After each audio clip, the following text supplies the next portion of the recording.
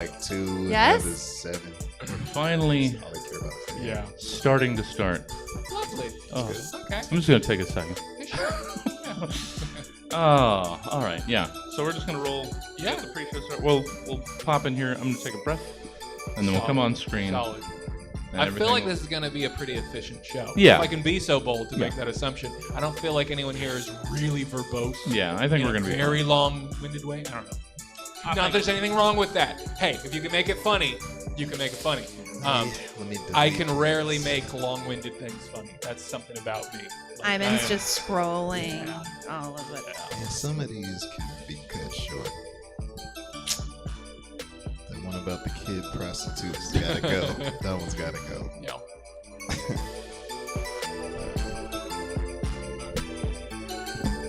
Check. Okay. Cool. All right. You know what? I'm just gonna enjoy my Christmas here real quick. I got like 80%. Basically, I just have to decorate the 2 trees, pretty much. And I have to populate the village in the window. Right. Right now, it's a ghost town. Yeah. Ooh. Yeah. Spooky Christmas. The economy's bad. Yeah, exactly. No jobs. Ever since they, closed the Christmas factory, Yeah. who's gonna make all these Christmas textiles? Yeah. I gotta move. What's a textile? They didn't realize how dependent the village was. Fuck, man. It's tough. And they lost the tasty freeze. Yeah. Then Bruce Springsteen wrote a song about it. Oh yeah. Target's next. You know they closing. It's on its way out. Oh You know shit. they closing. Are we gonna feel bad when Target's gone? I mean, it becomes a community Yeah. hotspot. Yeah. We're not losing any targets. To my knowledge, Sacramento better not lose a target. We got 9 of them. They all need to stay. 9. I didn't realize we had 9. Like in the whole county, you mean? I'm over exaggerating. We Okay. got a lot of targets. I'll be honest. There's several. You could tell me that there's 20 and I believe you. I don't have much of a sense of how many targets Yeah. there are. There's a target on every corner. There's 2 in Elk Grove. There's 1 on Broadway. My Only blind, 2 in Elk my Grove? social blind spot is the number of targets in my city. I just don't. I just need to There's the one on learn more. I just need to take the time. I need to do the research. Read the books, you man. know? I need to do my own research on how many targets there are.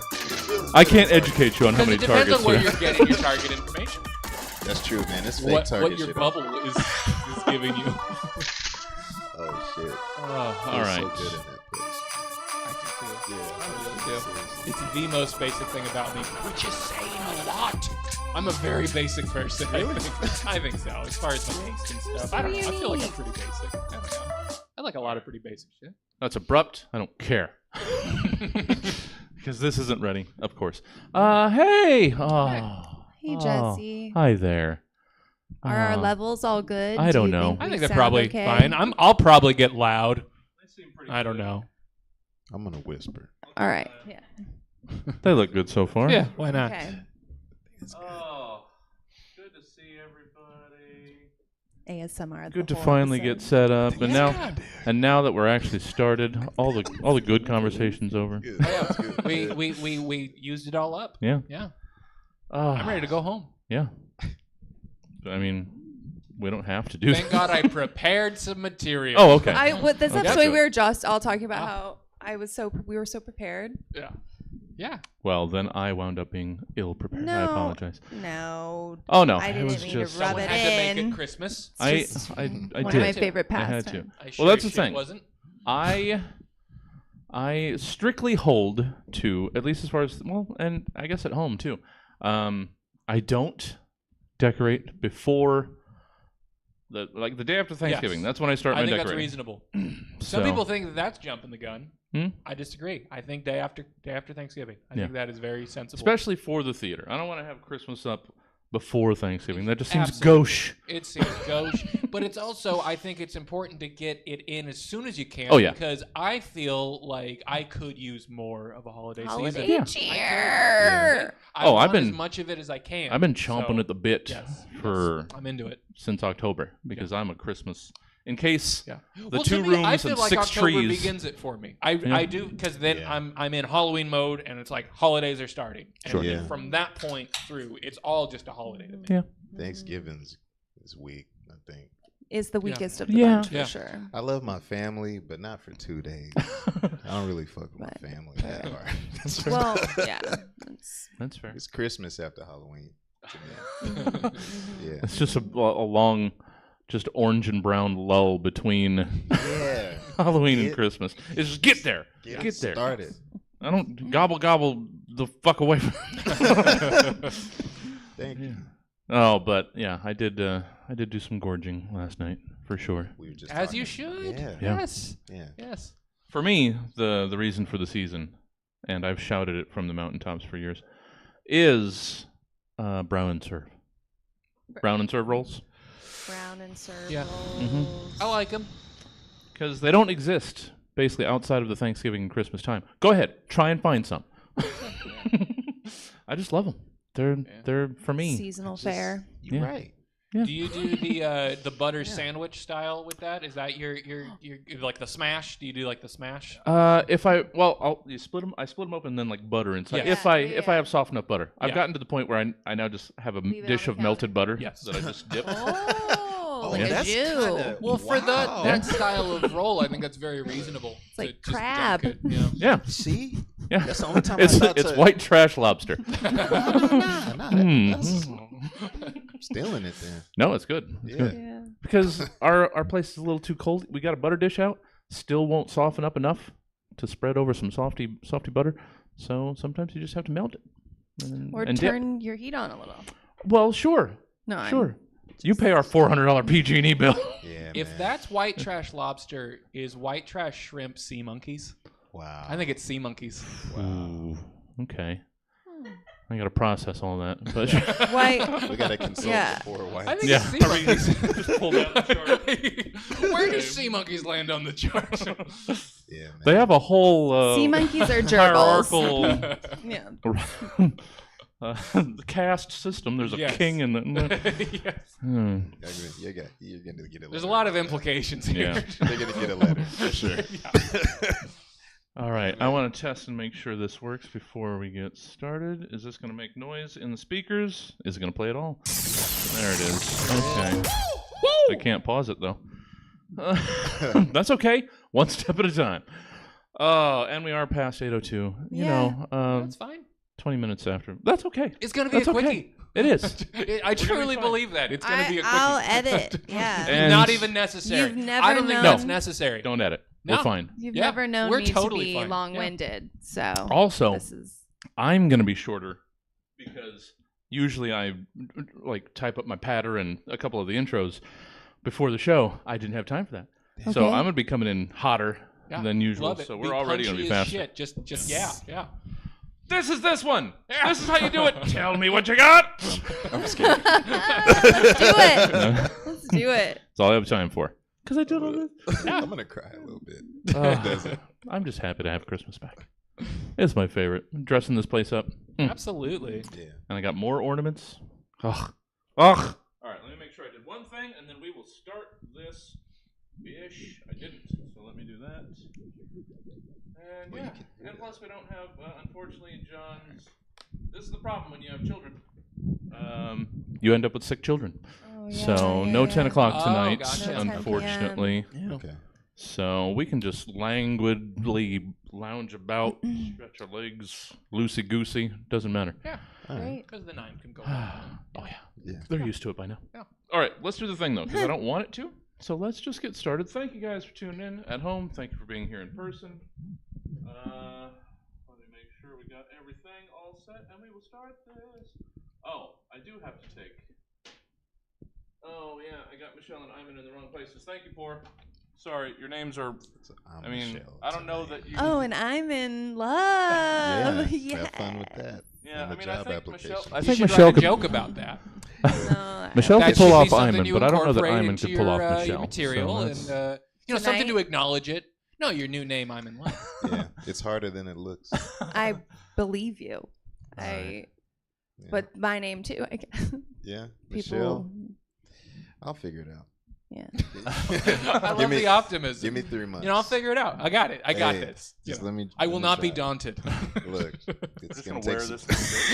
It's gonna have This some name bad is trying to moments. daunt me. I won't let it. Nah, I'm bigger than this. There's gonna be some bad attempts. All right. That's what it's There about. we go.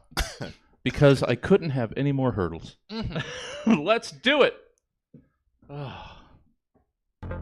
Roughly 24 to 92 hours ago, Stab's team of comedy scientists commissioned 3 specific humorists to give various potentially comedic takes on several random topics, which they will now perform for the first and likely last time in front of a live studio audience in a show called Stab. This is the Stab Show. Holly, jolly, merry and bright.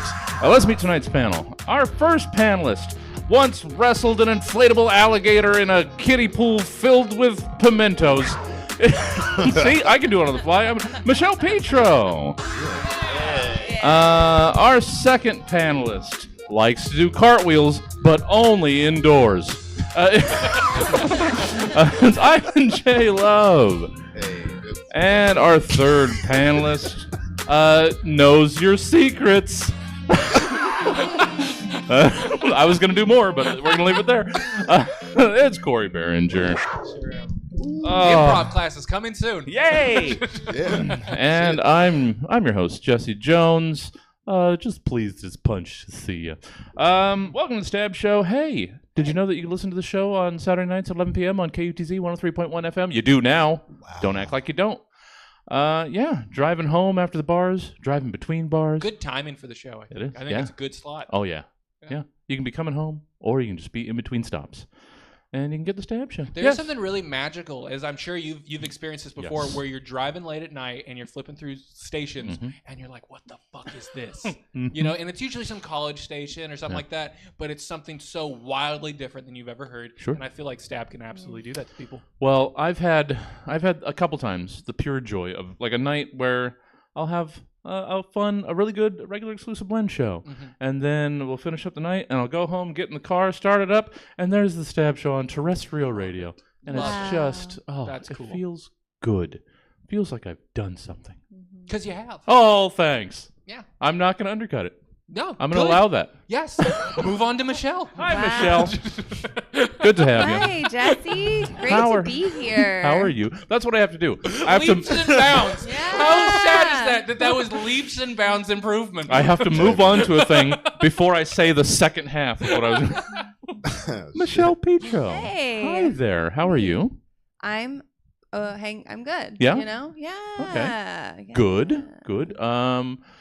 Anything fun, comedy-wise? I like to try and stick to comedy-wise in these intros, just so that you can Sure. promote stuff, and we don't. Well- Anytime I ask anybody how they're doing, that usually ends poorly. Oof, So well, just gestures anywhere. anything fun going on? Yeah. Well, as usual, we are gearing up for the Scene Kids Holiday Show on Yeah. December 9th. And there's actually four There's things 4. happening that night. It's like Yeah. this extravaganza of improv. Mhm. So if you like that, tune in on the 9th. Yeah. What else? Well, normally we've got There's- your new weekend mate, One Fall Improv at 8. Yeah. But Say Two reached out and asked if they could have a spot. So 6 Degrees is going to be at 7. Yeah. So you got 6 Degrees, One Fall Improv, Scene Kids, and then the Jam. It's And a then the whole ass Jam. night of Yeah, improv. it is. So that's awful Yeah. nice. Yeah. It's tight. And that's all that needs to be Yeah. said. Yeah. Got Yeah. the thing Well, going. good to have you as always, Michelle. Thanks. It's a gosh darn pleasure. Imin. Hey, Hey there. what's up? you. Man. So we're gonna get you a couple more appearances so that you can get past the. As soon as I address you, it's apologetic. Yeah, you know what? Hey, It's- man, yeah. it's both of us. We're both like, man, I'm sorry I said anything. Yeah. My No, bad. you're here for a reason. Yeah. You don't know the list of people that I have not asked back, Imin. Oh, really? They come Yeah. back. Oh, there's a once and spreadsheet. Oh yeah, There's there is a a spreadsheet. spreadsheet. Not allowed. Too stinky. Bad attitude. 3 noses. All right, cool. All right. I don't know that I've ever, even the stinkiest guest, I don't know if I've ever excluded them for being stinky. It's material only. Oh yeah. All right. Cool. You're judged Stop. solely on your Stop wearing product. deodorant. Yeah. All right. Well, man, I'm glad to be back. Yeah, It's good to always have fun. you. Yeah. You always seem to have projects stewing. Anything Man. going on? Stewing in that stink. Well, update. Shot 4 episodes of Overqualified. Oh, nice. Web Cool. series I wrote and was in. Couldn't sell it. Now That's all right. We are forced to put it out. So I guess on YouTube, this is a bad promo. No, I'm 'cause killing you it made a before. Thing. You made a thing, Man. and you got to put it out in the world. It was, man. That's Yeah. a success. No, you know what? You did it. I'm going to give you this that I gave to Brett Stoltz a couple weeks ago. Because he's ahead of me in a lot of ways, too. It's anybody that can type the end on a thing Yeah, absolutely. is Yep. ahead of 95% of the pack. That is it.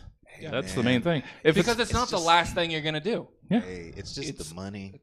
Sure. So Yeah. much money. Now we Yeah. can move on. Yeah. I guess that's gonna be somewhere for free, YouTube. And then West End Comedy Festival, but it's in Atlanta. So if you're not in Atlanta, then Nice. this means nothing to you. Well, Useless information. Well, maybe they know someone in Atlanta. in That's theory, true. this Yeah. has a global reach. Call, figure out who you know. Yeah. Tell them the price. It'll probably be too expensive. Well, They and won't go. And the It's thing is, $50. the thing also Too is, people will know about this sooner than in the past because we're all caught up. That's Okay. true. Yeah, yeah. That's So- true. So it's still going to come out in like mid-December, but Oh, look. we're getting close The editing because is all the backlog has to roll out. But also, anyone who's watching this now knows that you got into a comedy festival. Mhm. That's pretty nice. well. You didn't waste $20. That's what. Hey, There you one go. for one. $20. Exactly. But you didn't waste $20. Corey Instead, gets it, you're going to spend bro. so much more on a plane ticket. Hey man, see that's why I'm glad it's Atlanta because the prices. See the crowd's gonna be pissed that we're talking about. No, this. no, they love Fly to this. Vegas, then fly to Atlanta. It's like $100 cheaper if Oh. you're trying to There get you to. go. See, Okay. how could they not? Okay. How could they not love consumer advice? Travel tips. We love that. Yeah, I love a bargain. Yeah, well, that's awesome, Ian. Not So, rich. see, That is great. No, Yeah. seriously, that you Yeah. got into that festival. you That's got awesome. stuff Yeah. going. Yeah. Yeah. Corey Barringer. Hey, Hi there. How are you?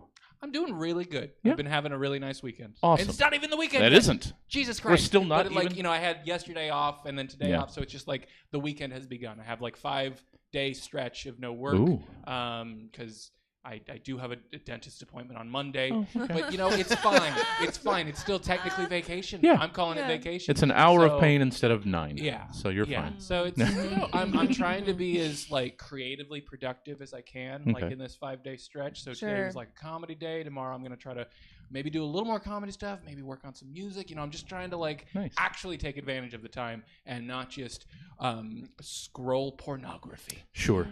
Sure. And get blazed as F on my couch. BAF. You know, like I want to actually For the whole experience- time. for the whole time. Yeah, right. You can Which would be do so that. easy to do. Yeah. And I might add, really fun to do. That'd be a very fun choice to make. But I won't make the choice. Good. I'll make the That's other fine. good choice Yeah. instead. Do the porn still. I'm still gonna look at a lot of porn, but I won't look at it nonstop All right, for Yeah. okay. 5 days. Not until I would be worried. not going to do it until Just give thumb me the- cramps. No, We got give me the there's a limit in there. But I'm having a really nice day and, Awesome. and stretch of days. So yeah, things are Well, good. cool. And you're going to be here in the 9 o'clock show Yes, as well. yes, I'm gonna be Yeah. standing up doing some comedy at 9. Yeah. And trying to to knock the dust off. Yeah. Because that dust is still there. Haven't been doing a lot of stand up, so that dust is still kind of doing its thing. Sure, And sure. you know, but I want to do it again. That's Yeah. what it is. Like I wish I It's didn't, worth because it. it'd be so much easier if I didn't give a shit. Mm. But I've started to give a shit a little more. This is your warm up tonight too. Yeah, To your I guess set. it could be. Sure. You're No? funny. You'll be Yeah. Everything's going to be Yeah. fine. I Everything's hope. going to be Better I be hope. dusty. No. Yes, exactly. Yeah. You can't hope. We're all going. We're ending up. Yes, We're we not. go- We're not ending You're down. Right. You're right. Yes. Yes. It's gonna be good. fantastic. It's gonna be fine. Yeah. Whistles and trombones. Here we go. Yeah. Oh yeah. I'm gonna try and take this new attitude. We'll see. We'll That see how it really goes. knocked you for a loop, didn't it? This production Yeah. quality I know, is right? really doing a number on Imin. Yeah. You gotta warn a guy. You gotta settle in. All right. Bop! Tee-hee-hee. Bop! Oh, how silly and whimsical and fun. Isn't BOP just the most joyous and kooky acronym you would ever hope to reorganize? No! It isn't. Because BOP stands for Bureau of Prisons. How does that make you feel? Pretty foolish for taking BOP so lightly, I would assume. Any hoozle. Now that we know the cruel trick of what BOP might already mean, let's quickly forget about that treachery and instead give me who or what else BOP might stand for or represent to you, Michelle Petro. Let's hear your BOP.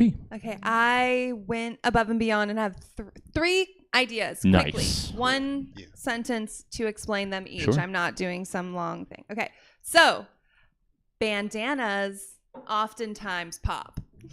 Sure. Around your neck, around your head. There's a little, Yeah, just a little pop of color. pocket square. Sure. Yeah, they always make a little statement. Mm-hmm.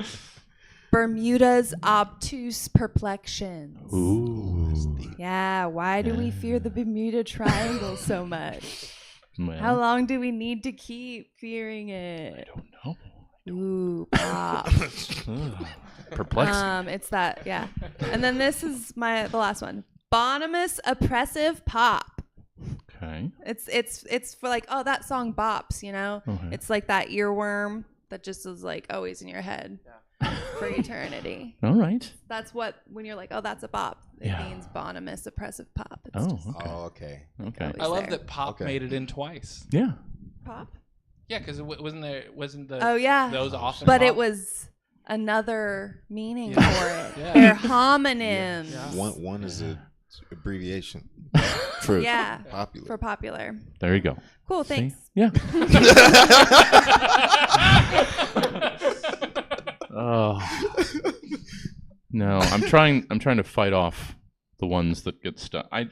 It's songs that I don't even like. Oh yeah. That I don't care about. That's why they're oppressive. that just get stuck in like a 2-second loop that I just Yeah. repeat infinitely.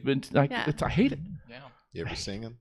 I mean, yeah, you can't not after 5 hours of this You know thing how keeping you you. fight back is you sing them dumb. Oh. You sing them. You take the power do it with away a from really them. dumb voice. Exactly. Okay. That's how you got to do it. Demonstrate. Yeah. All right, you have to take the power out of the earworm. Okay. We're I not see. even bringing up I used the word bonhomous. Well, which is I- like I hard. That's a pretty. We are now. It's a It was. joyous. It just means joyous or like Oh. happy. I was Yeah, catchy. I was equating it since it was music related. I thought it was just a song that had a lot of real hard drumming. Yeah. I feel like it's a Venn Bonzomus. diagram. Yeah. Sure, it's a Venn diagram. Your John Bonhomous oppressive pop. Yeah. It's just going and going. And he's so high and he won't stop. Sorry. That's where I went. Because I don't know the definition of that word. Yeah, I didn't. I was gonna pretend like I did. That's why we were all ignoring it, Michelle. We all got it with context. I wanted clues. everybody to Bottom- learn a new bottom- word Enough with tonight. context. Bottomless. We were all just wait. Do you? It was just Bonhomous.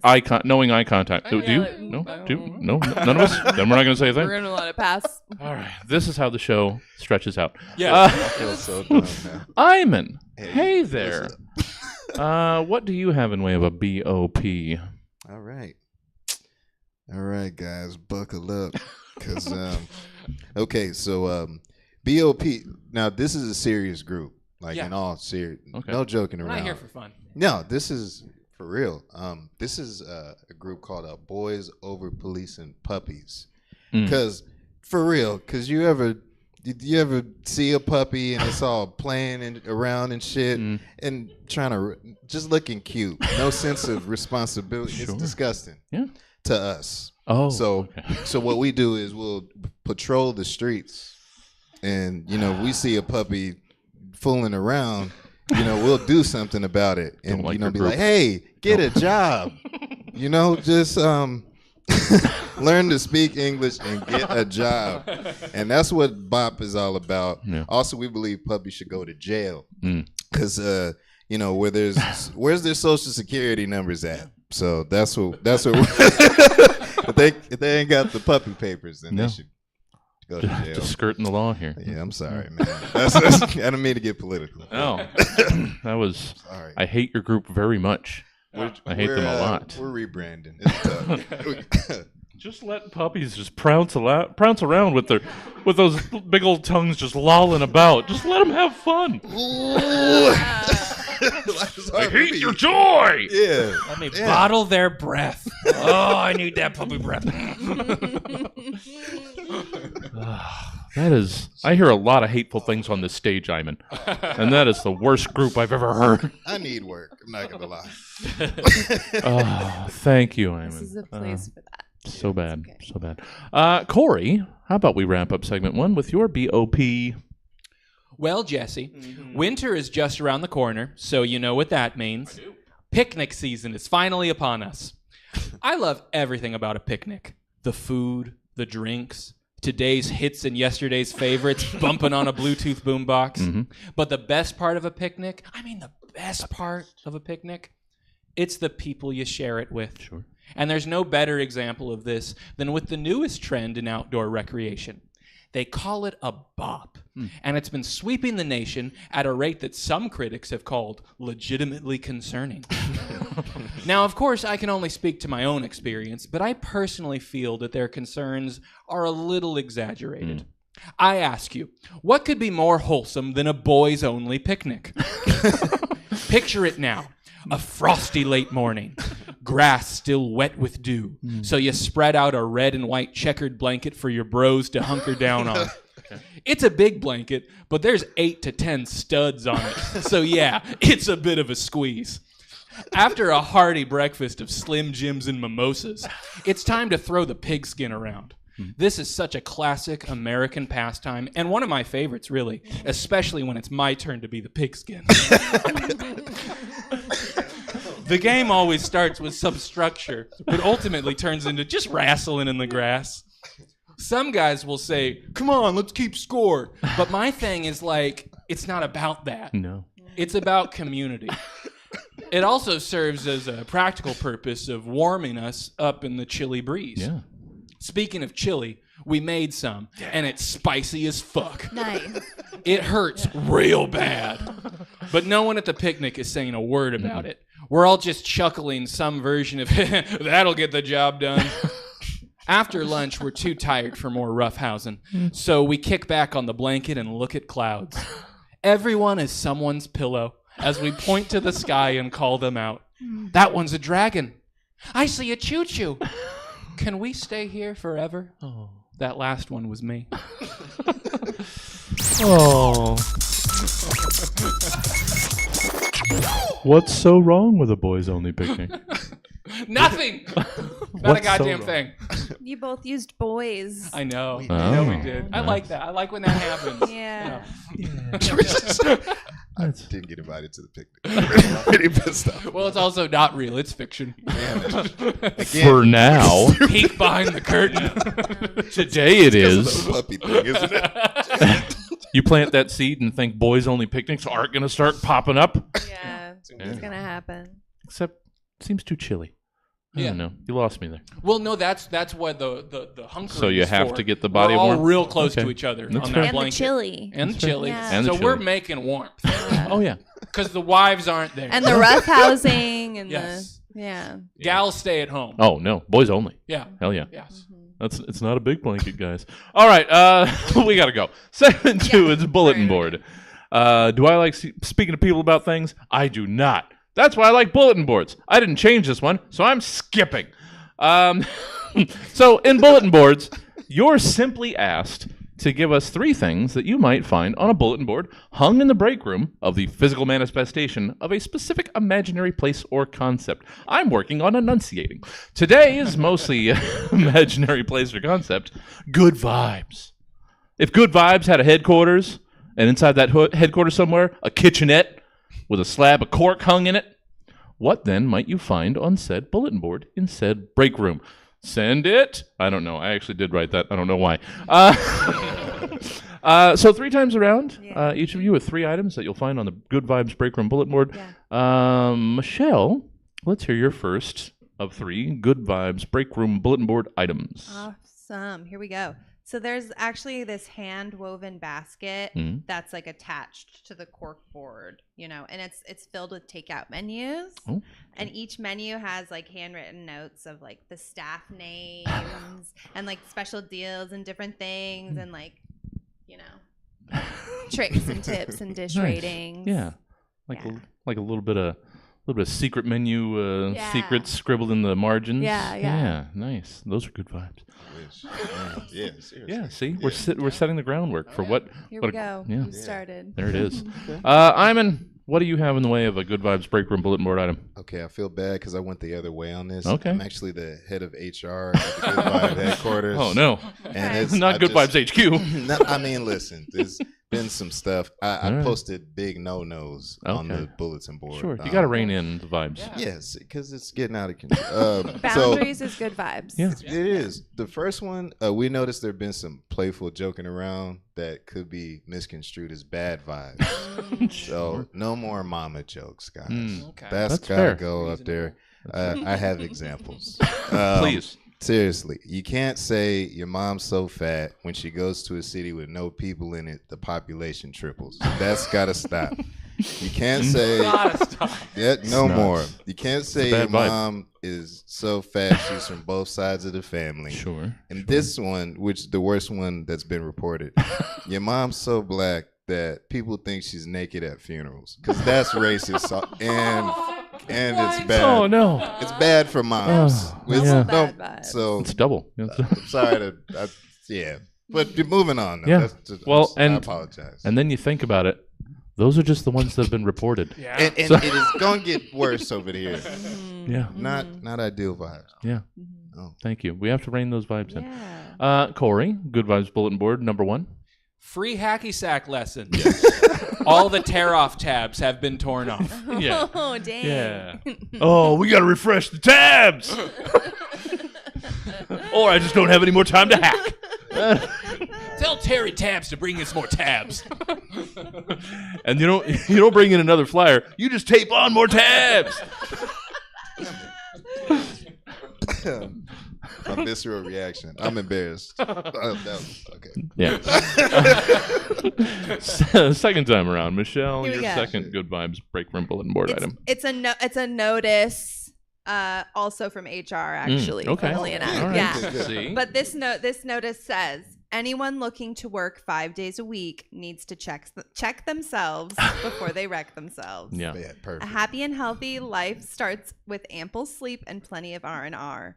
Think again, my friends, and uphold our vibe. Our vibe-wise policy of a 4-day work week.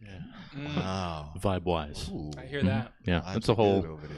God damn. it's a whole workshop. You gotta get Boundaries, Vibe it's Wise important. certified. Yeah. So it's a whole thing. They take the vibes very seriously. Imin, second time around. What do you got? Yes, sir. Okay. Another no. Because I hate to be that guy. Yeah, So you we gotta also do it noticed sometimes. people putting fake names in the in the directory. That's frowned upon. Yeah. Okay. Some of the names we caught were, and I don't even want to read them. Well, I don't. You have to. You have to. You know, 'Cause you don't. Yeah, but you have to. it's my job. you have to know. Damn. You can skim. These are not allowed. Backfat Jackson. Even if your last name is Jackson, Yeah. that's not cool. Still. Diarrhea Tia, because there was an incident last year, and the girl's name really was Tia, so we think Yeah. someone else did that for her. Can't. She probably didn't do that herself. No. She's we don't know where she's at. Stank Weenie Beanie. That's gotta go. And this one I really don't agree with. Hairline Juice Sandwich.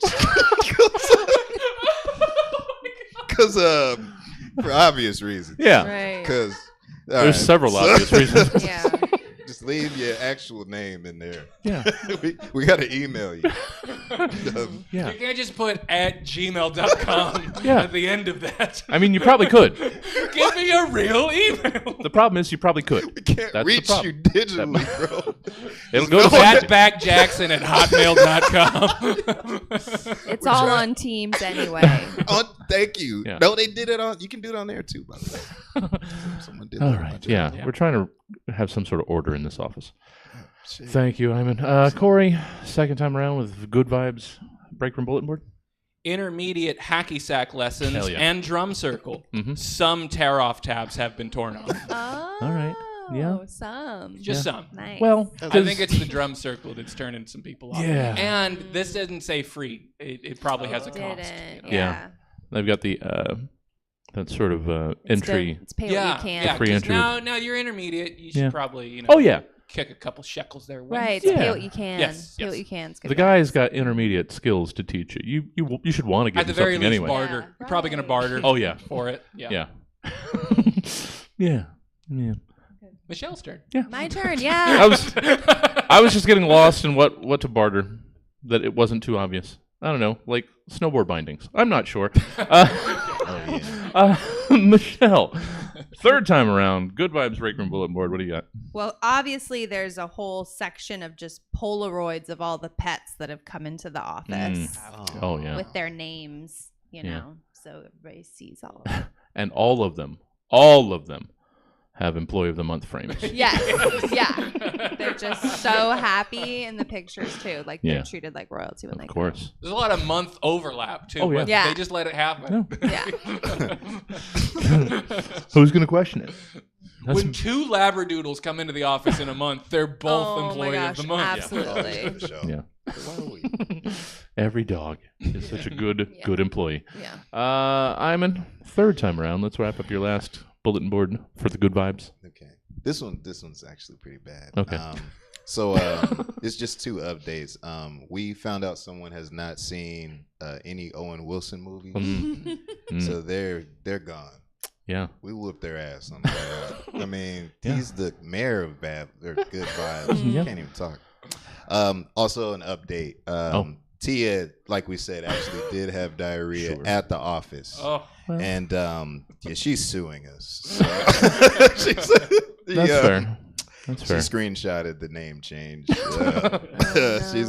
She's not happy about it. So No, both of those items fair.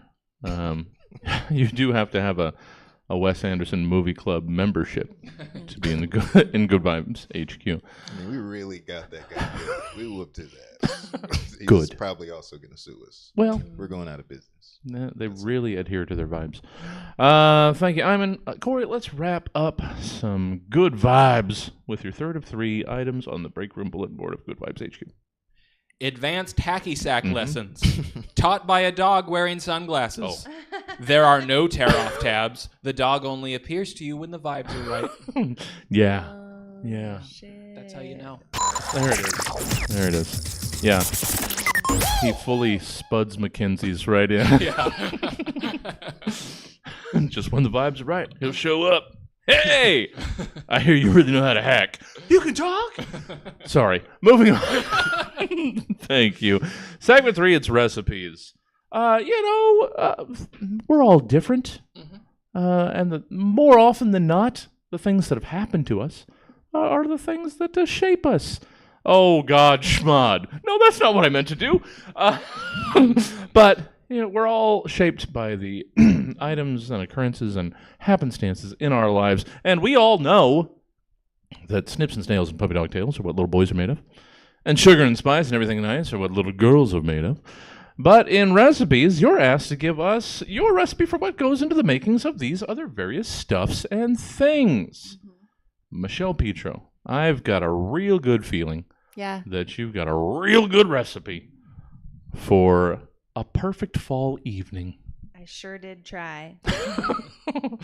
So I got a little help, actually. I found this recipe on Mom's Roman Empire. So it's really easy, though. I've just basically copy and pasted the Sure. Yeah. post. A good found recipe is always good. So it says, this easy, perfect fall evening is hearty and will bring you back to your childhood. Packed with crisp, cool, not cold air, and the smell of fireplaces being lit is the perfect beginnings to the fall evening. Nice. And no, you don't need to have a fireplace to feel cozy on a fall night. You just need some kind of sweater and cinnamon. Using cinnamon right on your stovetop is amazing because anything and everything paired with cinnamon just feels like fall. Bonus points if you're still wearing your sweater. Hell yeah. I recommend having a good set of fuzzy socks or slippers for the night. You need a good hearty meal like a soup or stew, especially if you're going directly to bed after that. And then for more ideas, you can go on Pinterest and type perfect fall evening. Mm-hmm. You will literally throw everything that is cozy on except the coat and boots. Now, if you choose to add those, then add them as you're walking out the door. Sit outside by a fire pit or under an outdoor heater with friends. No need to think about the sales at the end of the month. You have plenty of time and money and to deal with holiday shopping when winter arrives. Okay? Your fireside chats should take a total of 3 hours. Throw in some warm beverages and voila, you've got yourself the perfect fall evening. This is what I used. Of course, you can tweak it as you wish, but if it's something new you've never done, you might want to stick with the specifics, okay? Sure. So here are the ingredients, just as now a list. Yeah. It's 1 free evening to do it with as you please, Okay. 1 warm sweater, 3 other layers of warm clothing of some kind or accessories, Okay. 1 mug of a warm beverage, drinker's choice, 12 ounces of cinnamon to last all fall, 8 ounces of nutmeg for that, what's in there? a third a cup of fall leaves, 1 teaspoon of a runny nose from the cold, not from a cold, but from walking in the cold. Yes. 1 tablespoon of Worcestershire sauce, 1.5 recipe. miles of a walk with friends at sunset, 1 to 2 stops for photo ops with like fall foliage or whatever. Gotta have it. Yeah, a half a teaspoon of nostalgia, a half a teaspoon of existential dread or more. You might add additional childhood trauma if it's closer to the holidays, depending on when you want to actually do your perfect fall evening. It just depends. Okay, here's the instructions, and then I'm done. Shit. Really. Yeah. Oh no, you're So, fine. Please, I want all of this. So here's I'm the recording this. Oh, good. Right. Put your inside comfy clothes on and watch Hocus Pocus or Stepmom. You should watch it by a fire in your soup. Okay. Pour yourself a warm beverage in a to-go cup because your friends want to go on a crisp evening walk. Yeah. You add a bit more than 12 ounces. If you're adding more layers before you go outside, do this now. Oh. And then you walk together and talk about your holiday travel plans and how you love to hate cold weather. And then you walk until you've reached a local bar or until you've made it back home. Either or. Yeah. Yeah. When you're home, this is only a step that happens when you're home. Yes. You put cinnamon on and you put it into your thermostat to 70. You put your thermostat to 78 degrees for 90 minutes. Okay. Then you take a warm bath and put on matching pajamas if you have those. Yeah. And then you recover and sleep until daylight savings ends. Wow. Yeah. That's Nice. good. And Yeah. that's a perfect fall evening. Oh, That's that perfect. is. Yeah. There's a lot. 78. Yeah. 78. That's. Just for 90 minutes, and then you Okay. turn it off and you like let it Okay. go back down to Okay. like 64 or whatever you Okay. need, you know? Okay. All right. That sounds reasonable. Then. Yeah. Please. But just for those 90 Right. minutes to like get it toasty, and then you let whatever happen for the rest. Nice. That's I'm perfect. starving. Yeah. I gotta do that. Yeah. Yeah. Thank you, Michelle. That sounded wonderful. Perfect. Yeah. Imin, we've got something opposite of that. I was yeah. Yeah. I was surprised. Yeah. I don't know. That just came to mind. So I'd like to hear what you've got. Let's hear your recipe for budget-friendly revenge. All right. So here's the thing. All right. I'm a businessman. Okay. So no need for a recipe. I'm just a guy that sells revenge. You know, but I'm having a Black Friday sale. Nice. So, you know, like for instance, if you got $12.50, I'll walk up on the person in Walmart at the Walmart they go to, Sure. poke them in the eyes. Right Nice. there, I'll run out. They $12.50? can't stop me. Yeah. Walmart, I wrote Marshalls. I can't even read my own jokes. You give me $17.99. I'll wait for them to walk their dog. This is a good one. Distract them. Swap their dog out with an identical dog. They won't notice for weeks. You know what I mean? I hear what y'all think. That's at the $20 level? Yeah. Y'all judging me because I'm from the BOP organization. I will not harm the dog, but I'll teach it bad habits and then switch the dog back several weeks later. They're not paying attention. Let me see. Oh, and for $20, I'll befriend the person, wait for them to get engaged, get invited to be in the wedding, I will not show up to the wedding. I won't even explain myself. So it's gonna. That's a long one. Yeah. $20. It's $20. It's just a back burner one. You show up every once in a while. You win it up. Yeah, I got it. Yeah. It's my best friend. Never see him again. Yeah. $20. I think that's a good deal. Man. All these, such good deals. It's a hard pivot from the perfect. Yes, it was. Evening. Yeah, I'm sorry, but I needed Black Friday gift ideas, and now I know. You guys. 13 or 12.50 and get a poke in the eye. And I'm usually murdering people. That's the thing. Yeah, I can't afford that. No. Oh no. We got to get the budget friendly ones. Yeah. Thank you, Imin. Cory, I'm pretty sure I threatened you with this before. You may have. I'm pretty sure I did, and then it just came to mind, and I would give it to no one else. Oh, that's sweet of you. So let me hear your recipe for a rascal. What do we got here? Are you making a rascal? Yeah, I thought so. I thought you were making a rascal. Everyone loves a rascal because they're always up to something. And yet they can be deceptively tough to get just right. I'm sure you know that the secret to the perfect rascal is how much ornery you put in there. They gotta be good in ornery, so don't skip on it. But it is a delicate balance. Even just a little too much ornery will spoil the whole batch, and you'll end up with more of a stinker than a rascal. And stinkers are more trouble than they're worth. Believe me. Don't forget to top it off with just a pinch of impishness, and you got yourself a rascal fit for a king. Oh. Yeah. You don't want to wind up with a stinker. Oh, too ornery. Yeah. And you get too much ornery, you'll get heartburn. Yeah. And it's just a whole thing. Yeah. You want a rascal. Thank you, Cory. Did not disappoint. Segment 4, it's pseudo-pharmacals. I think I might have written some. I did. After spending even the briefest amount of time with family that you go out of your way to avoid the entire rest of the year, you might need to take the edge off by popping a few new Stab brand pharmacals. So in this slightly Thanksgiving-inspired edition of Pseudo-Pharmacals, you've been asked to give us a lowdown rundown on these 3 new mind and body-altering pills, sprays, salves, and smokes hitting the markets and the streets. And it's up to you to tell us what they are and what they do. Michelle Petro, let's hear your new drug. Try and get us hooked on leftovers. No problem. It's easy enough. We've all had leftovers before anyway. We all know what they've provided for us for years, but guess what? Recent studies have shown that consuming leftovers may actually help you from not buying things that you don't need. Okay. Yeah, I know. Now, I was skeptical at first too, okay? But then I tried eating leftovers the day after Thanksgiving, and I did not buy one thing. All I did was sleep and fart. Dude, if you'd like to save a few precious dollars this shopping season, then do yourself a favor and take some leftovers with you. Eat them up, lock yourself in your house, and sleep fart this season away.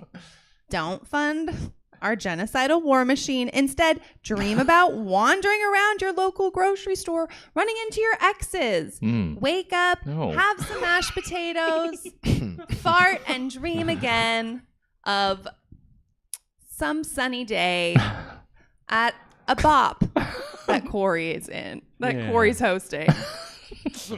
That's my end. Oh, thank you, Michelle. Yeah, just fill up too much so you don't go buy anything. Thank you, Michelle. Imin. Yep. Let's. Skeptical. Imin, let's hear your rundown of your new drug, Aunt Judys and Uncle Bills. All right, so I interpreted this different. Yeah. Unfortunately. Do it. Everything is right. No wrong answers. Okay, so there's still pills. Yeah. So Auntie Judy's and Uncle Bill's, So, and I got a lot of jobs. I'm the brand rep for that. So, Oh, good. It's, You got to have side hustles. yeah, It's just what it is. Shit. What we do, basically, we're a pill company. Now, we make 2 pills, and one treats erectile dysfunction, and one is birth control. But we don't tell you which one it is when we sell them to you. So, the best bet I've heard from some people is to take about 3 at a time, which is triple the recommended amount, and see what happens. So, you either get an erection or it's gonna be real hard to get pregnant. So that's our thing. And you got to take 3. I mean, listen. You could still wind up with 3 of one or 3 of the other, but the odds are better. 2 erections. Now, if you overdose, I'd be pissed off. Dang, I guess that's a little insensitive to joke about, huh? No. It's okay because no one actually overdoses in real life. Yeah, That's not a thing that happens. Nothing. and It's a myth. They're not watching either. Yeah. Yeah. I mean, Man, they can't. Still joke. I checked. Still do No, I it. checked. Yeah. All right. Okay. Well, All right. buy some pills. Yeah, we got please. Going out of business. That's kind of America's slogan. Yeah, seriously. Buy some pills. All right. Thank you, Imin. Cory, how about you wrap up our Thanksgiving-style pseudo-pharmacal? Let's hear your description of this new drug, Gobble-Gobble-plexiux. Gobble-Gobble-plexiux? Yeah, I guess. I wrote it. I don't remember. Let's hear what you've got in the way of a Gobble-Gobble-plexiux. The holidays can be such a stressful time. With so much already on your plate, the last thing you want to put on top of it is a nasty bird you have to pretend to enjoy. But you don't want to hurt anyone's feelings either. It took all day to cook, and it's been decided by the entire family that turkey is good, and actually you're wrong about it not being that. You can try to drown it in gravy, but there's only so much magic that gravy is capable of. So it's time to turn to the magic of unregulated pharmaceuticals. Gobble-Gobble-plexiux is the first medication designed specifically to make turkey taste pretty good. It's not going to blow your mind. It's still just turkey. But it's enough to make an honest compliment, and that's really what we're going for here. Yeah.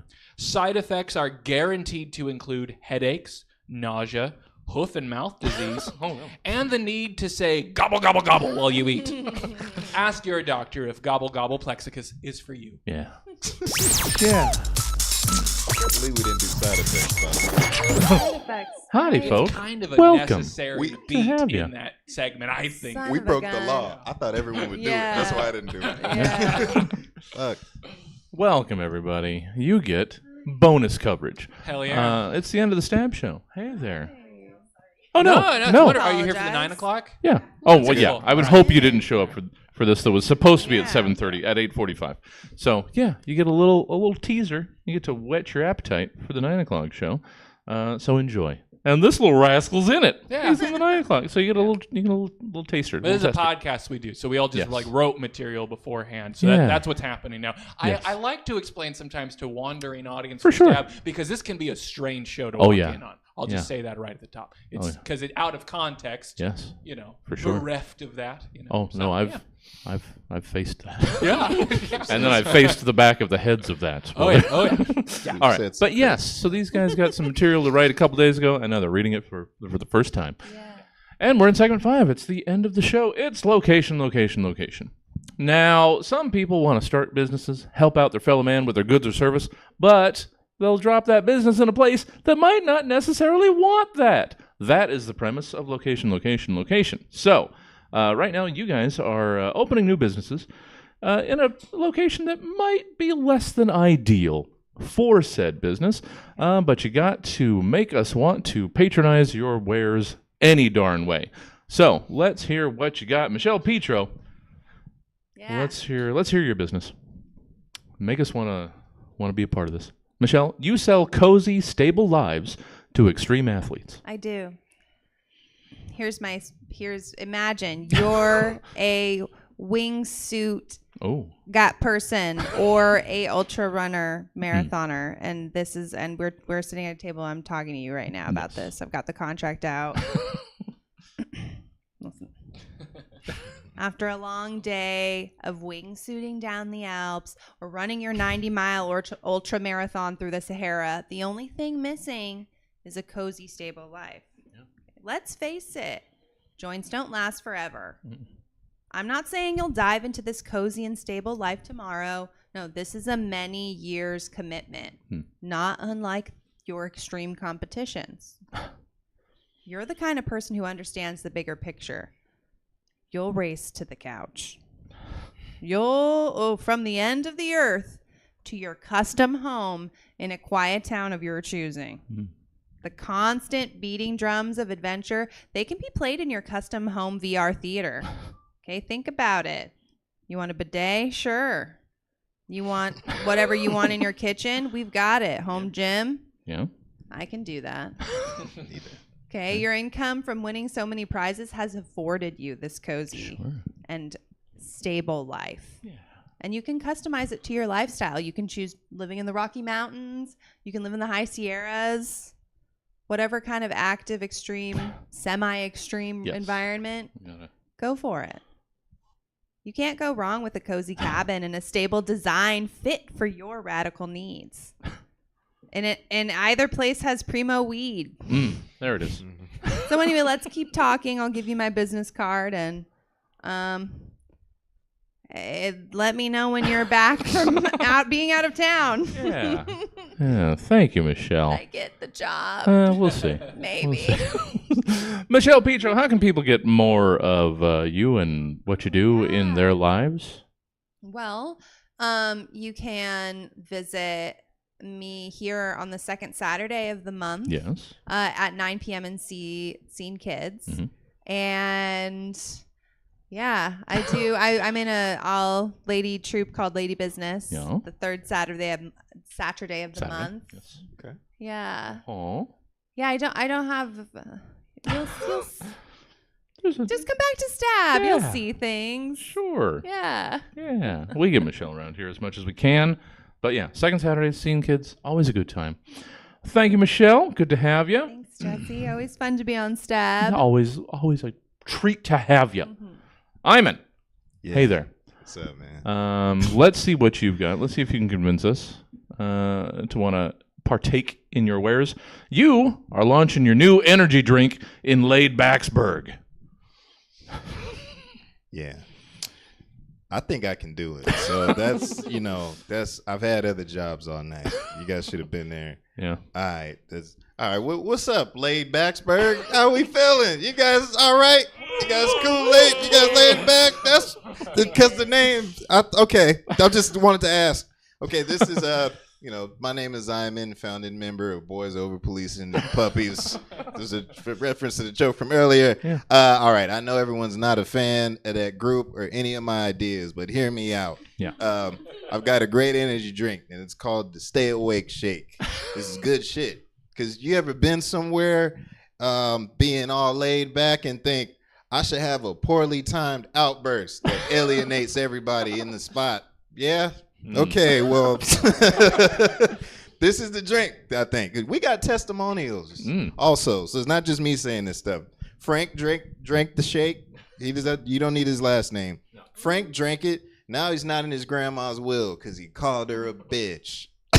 Now he's kicked out of that. Molly drank it on a first date, and sure there's the restraining orders, but who don't got a couple of those against him? You know what I mean? Jack used to struggle with disciplining his kids. Now his kids stay with their mom because they were afraid of him. Brad used to be divorced. He's still divorced, but now he's awake more often. So that's good. So you guys really gotta get on this, man, because the pills from earlier aren't selling like they used to. I'm selling my blood. I'm running out of blood. I'm not going to lie to you. I'm drinking so many of these shakes because of the back orders. So, I don't know. Support a black business. That's all I'm saying. All right. Thank you. Appreciate it. Oh, I got to get back over there. I was trying to do stuff while we were... I'm multitasking. Oh, shit. Thank you, Imin. Oh, so good. Sorry, got to get the stream ready for the next show.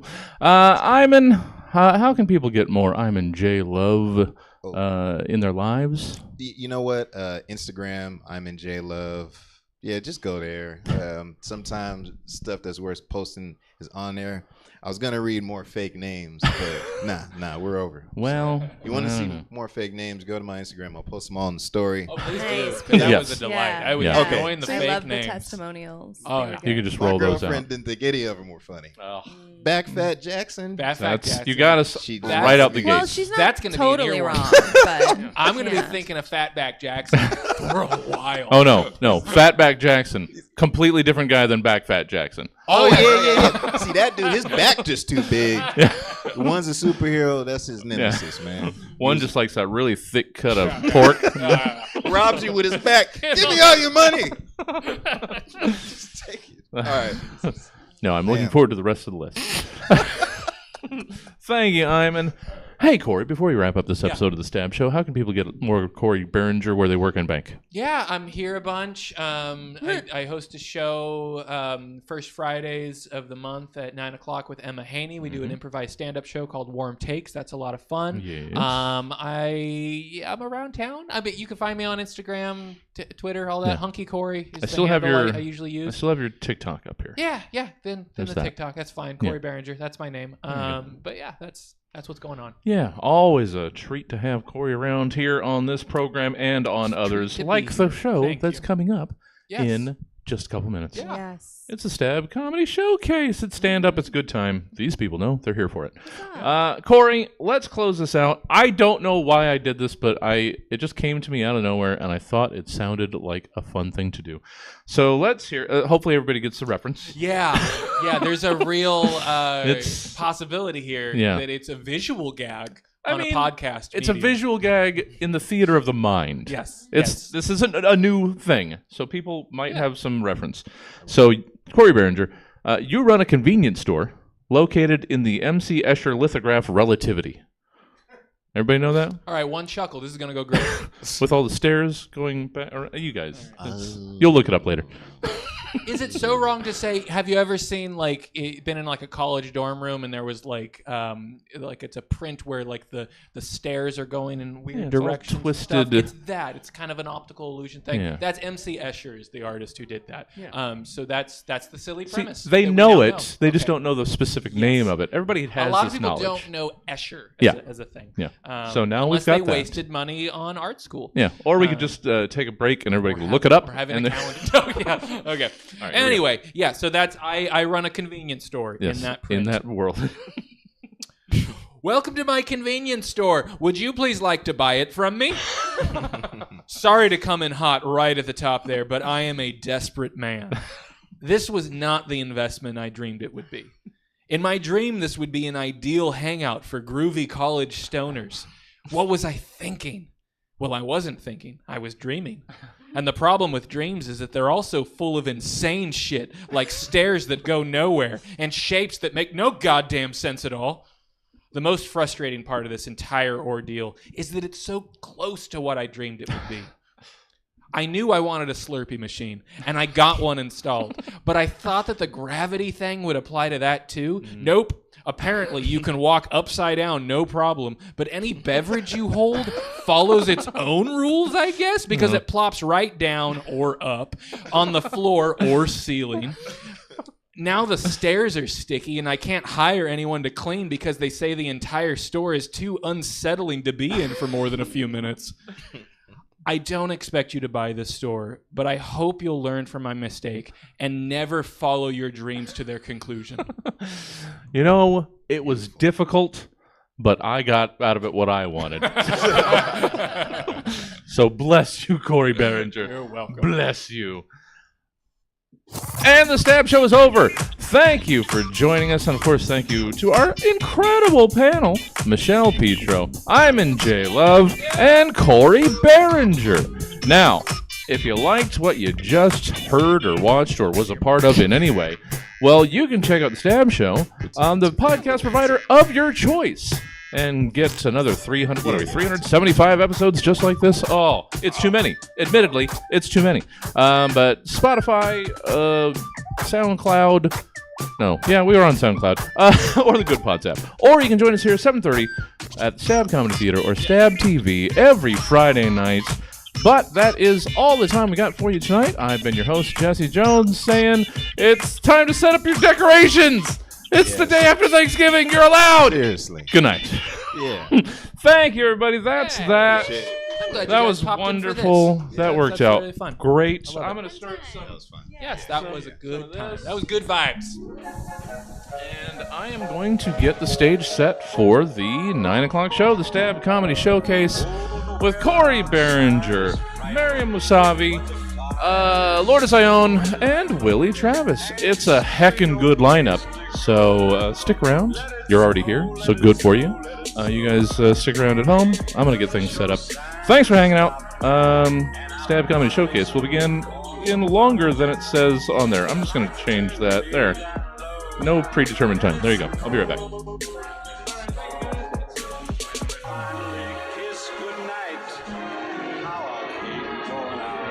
let's...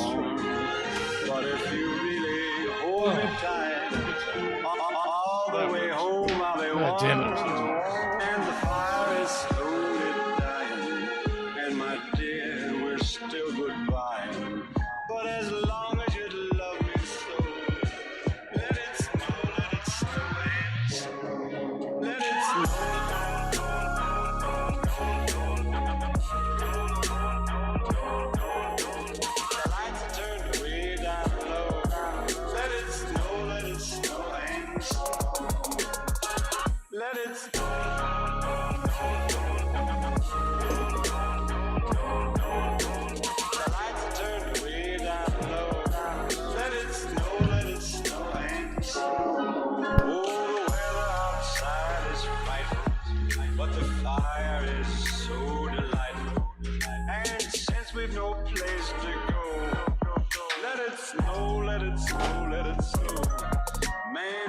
Show signs of stop, and I brought me some corn for Papa. The lights are turned way down low. Let it snow, let it snow. When we finally kiss goodnight, how I'll hate going out in the storm. But if you really hold me tight, all the way home I'll be warm. Let it snow, let it snow, and snow. Let it snow.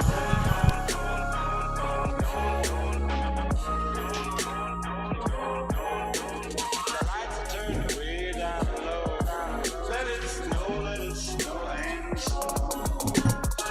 Let it snow. Let it snow. Let it snow. Let it snow.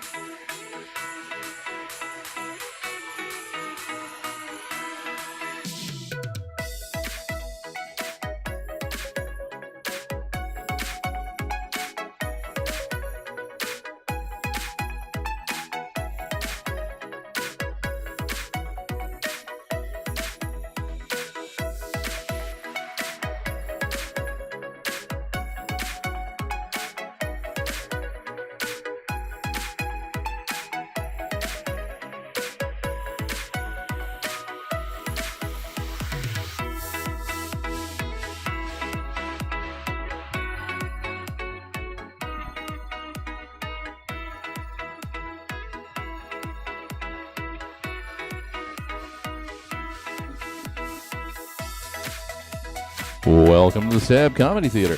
It's time for the Stab Comedy Showcase. Please welcome to the stage your host, Joey G. Thank you, Cory, for sparking that uproarious applause. How's everybody doing tonight? Yeah, doing all right. We're glad you made it here. We're going to have a lot of fun. I got an excellent lineup for you guys. Me and my buddy Spencer host this show. You're going to see him later on. He's a super funny guy. Also tall. Very tall lineup tonight, I noticed. I didn't intend to do this, but I am a short bastard, apparently. So that's all right. Man, I hope you guys are doing okay. I did not have a good day today. It was actually pretty terrible. I was in the grocery store, and from like 6 aisles away, this lady screams out, "God damn it, white people are nosy." So I ran over there to see what the hell she's talking about, right? By the time I got there, she's gone. It was just me and 5 other out-of-breath white dudes. Where'd that lady go, man? Why would she say that about us? I'm never going to get to sleep tonight now. It sucks. Oh, you guys have kids? You're dating, right? Married? Or it's dating? It's okay. Anybody have kids? No kids? You do have kids? Awesome. Rest of you virgins can take your disposable income and go to hell. How about that? Sick of you bastards. It's tough having kids, right? Nobody says anything useful. It's always the same dumb shit. Well, they don't come with manuals. Yeah, I noticed they don't come with manuals. You have to improvise, right? Because what you do have access to are a whole bunch of Netflix documentaries about children who murdered their own parents. So I've just been watching those, and I've been taking a whole lot of notes. I saw one about the Menendez brothers, and if you don't remember them, they were 2 brothers who murdered their parents so they could get their money on the inheritance. So now every night when I put my kids to bed, I show them my checking account balance on my phone. Let's make sure we're on the same page, you guys. Check this out. If you murder mommy and daddy in a fit of rage right now, you're going to owe like $68. You see how that works? That's what all those scary red numbers mean. I put my son to bed the other night. He came up to me afterwards. He's like, "Daddy, there's a monster in my room." So I went in there. I did what you're supposed to do, right? I sat him on his bed and I explained it to him. I said, "Look, buddy, you're going to see a lot of things on TV and movies and those pictures that Daddy draws at therapy, and it's going to scare the shit out of you, all right? But it's not real and it can't hurt you. And on the list of things that aren't real and can't hurt you are monsters, vampires, and werewolves. Ghosts, however, are incredibly real, so watch out for them." Maybe that's what you saw. I don't know. It's possible. And then I ran out of there and slammed the door because I am afraid of ghosts, so I didn't want to stick around. I don't know. Honestly, I try to raise my kids to have compassion and empathy for other people. Because the last thing I want is for them to turn into little bullies and start fucking with other kids, man. That would break my heart. I'll never forget my bully's name. It was this kid named Jacob. And Jacob was an 11-year-old bag of shit. I hated that kid so much. It's the worst. He'd always rip my Ninja Turtle action figures apart. He'd kick me and punch me. This little piece of shit jammed a stick in the front spokes of my bike, and I flew over my handlebars. But about a year after I met him and well into his reign of terror, Jacob was out in the street playing, and he got hit by a car. Yeah, he died. And as I drove away with Jacob's lifeless body reflected in my rearview mirror, I couldn't help but consider lessons I had learned that day, you know? Like, don't take shit from 11-year-olds. You're 38. You drive a death machine. What the fuck are you doing? I hated that kid. I don't know. Things are all right now, I guess. I have a pool behind my house. That's really nice. I enjoy that. Maintenance is a bitch sometimes, though, because I'll go out there and I'll see a bumblebee flailing around in the pool, and I'll scoop him out of there. And after a few minutes, he dries off on the concrete, and he gets up, he flies away. And I feel good about that, because bumblebees are good for the environment. We really need them. But sometimes I'll go out there and I'll see a wasp flailing around in the pool. You know, I drown those motherfuckers. I don't care. Still, though, when you're standing outside at 7:30 in the morning, holding an insect's head underwater with a pair of tweezers, just watching the bubbles come up, you know, start to get all these intrusive thoughts in your head, like, yo, maybe my therapist is ripping me off. Maybe I should stop paying that guy. I don't know. My wife caught me doing this once. She came out in the backyard. I was back there with the tweezers, just going to town. Dead bodies floating all over the place. She's an environmental scientist, so she had some opinions on this. She was like, dude, what the fuck are you doing? So I explained it to her like a rational person. So bumblebees get to live forever. Wasps die horribly. Those are the rules. All right, I made them up, but we're not going to change them. Too many have died. We're in too deep. She was like, dude, did you know that wasps can actually memorize a human face? And if one flies by and sees you doing this, they're going to know that you're a sick fuck, and they're going to report it back to the hive that you're a sick fuck, and all of the other wasps are going to know to attack you whenever they see you out here in the backyard. Did you know they can do that? So, well, now I wear a clown mask when I do it, and it's not crazy. It's not crazy. It's the only mask I had, all right? Halloween 2 years ago. I'm not going to run out, buy a separate mask specifically to drown wasps in. That would be crazy. All right? This is a logical progression of events born out of an unfortunate situation, and I'm doing the best I can with the resources that I have available to me. So if any of you big brain geniuses have a better idea on how to handle the situation other than dressing up like a clown and drowning them with tweezers, then I'd love to hear it, man, because I sat around for weeks and I got fucking nothing. All right? Goddamn nothing. All right, that's it for me, you guys. You've been super fun. We're going to get your next comic up here. I love her so much. She's very funny. Give it up for Lorda Sayon.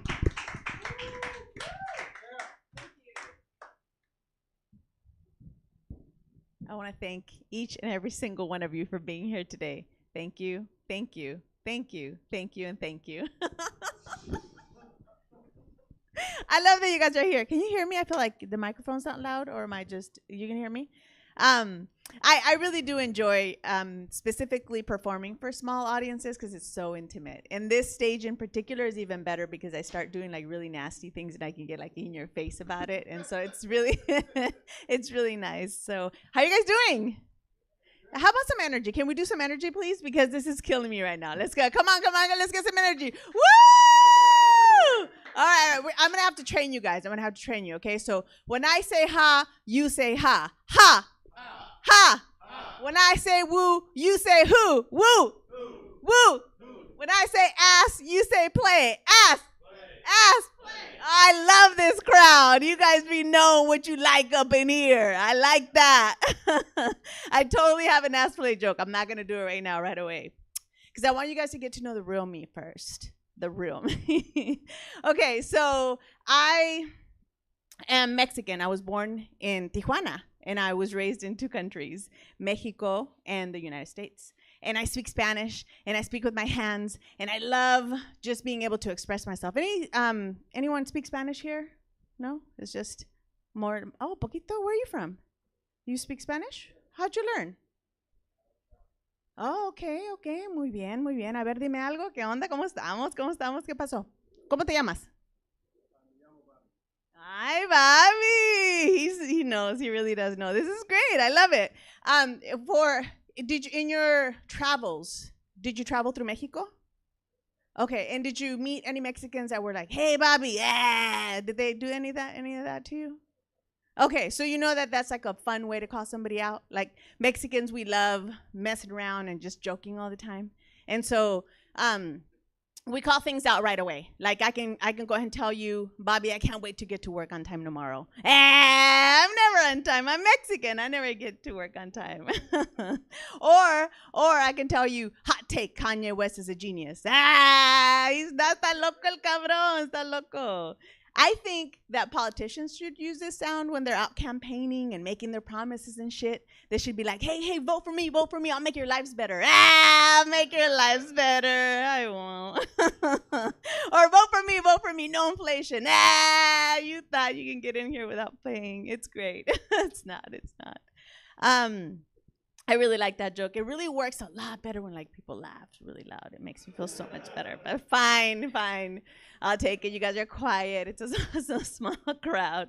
A little bit more about myself is that I turned 50 this year. And yeah, thanks. I was going to ask if there's any other 50-year-old women, but it seems like we only have bleeders in the room. Yeah. So that's okay. What's to expect is that I love being this age. Like I could just be open and completely uninhibited. It's so fun. And also I'm up here like trying to act like my hip doesn't hurt. It does. I fucking pulled it earlier today. I really did. Like, and my left foot hurts too for no reason. I fucking hate it. I hate it. It's such an issue. But also, like, it's fine. Like, just kind of pretending like I'm energetic and shit. Also, I have like less patience. So I was like really mad at my boyfriend because I missed my period. And I was like, oh, fuck, what did you do? Like, what the fuck? I missed my period. Like, I can't get pregnant at this age. Are you kidding me? And I was right. I can't get pregnant at this age. It's a menopause. I was never even pregnant to begin with.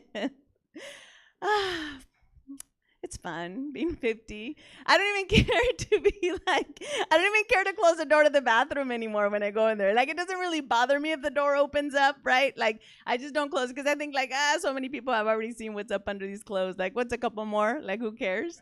You know? And like, I don't even wipe myself good anymore when I pee. I just kind of shake it out real quick when I walk out. It sprays everywhere now. It just fucking, it's like a sprinkler system. It used to just be one line that I can count on. Now it's everywhere. It's on my legs. And I just like, fuck it, let's go. Doesn't matter. It doesn't matter anymore. I'm all right with it.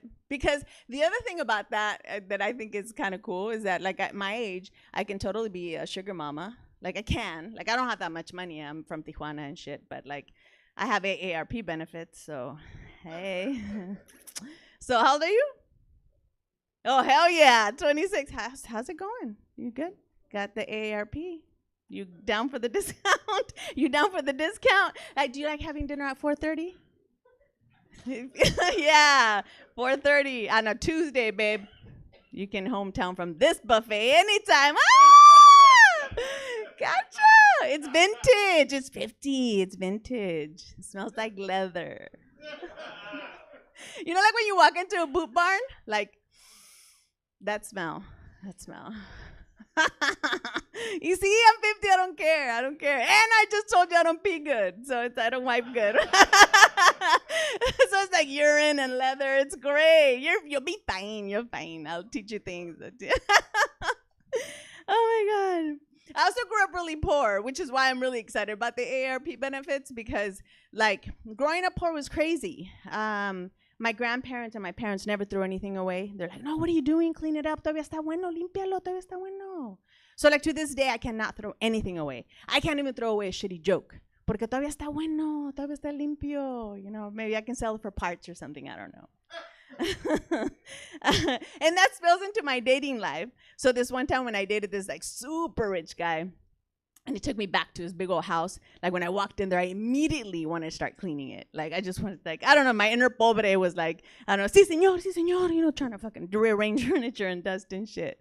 And then the American in me, who's like a well-established white girl, she's like, girl, stop. Like, what are you doing? Like, we're here to fuck him, not clean his house. Right? And then the poor Mexican in me is like, but do we still get paid though? But do we still get paid? Where's my money?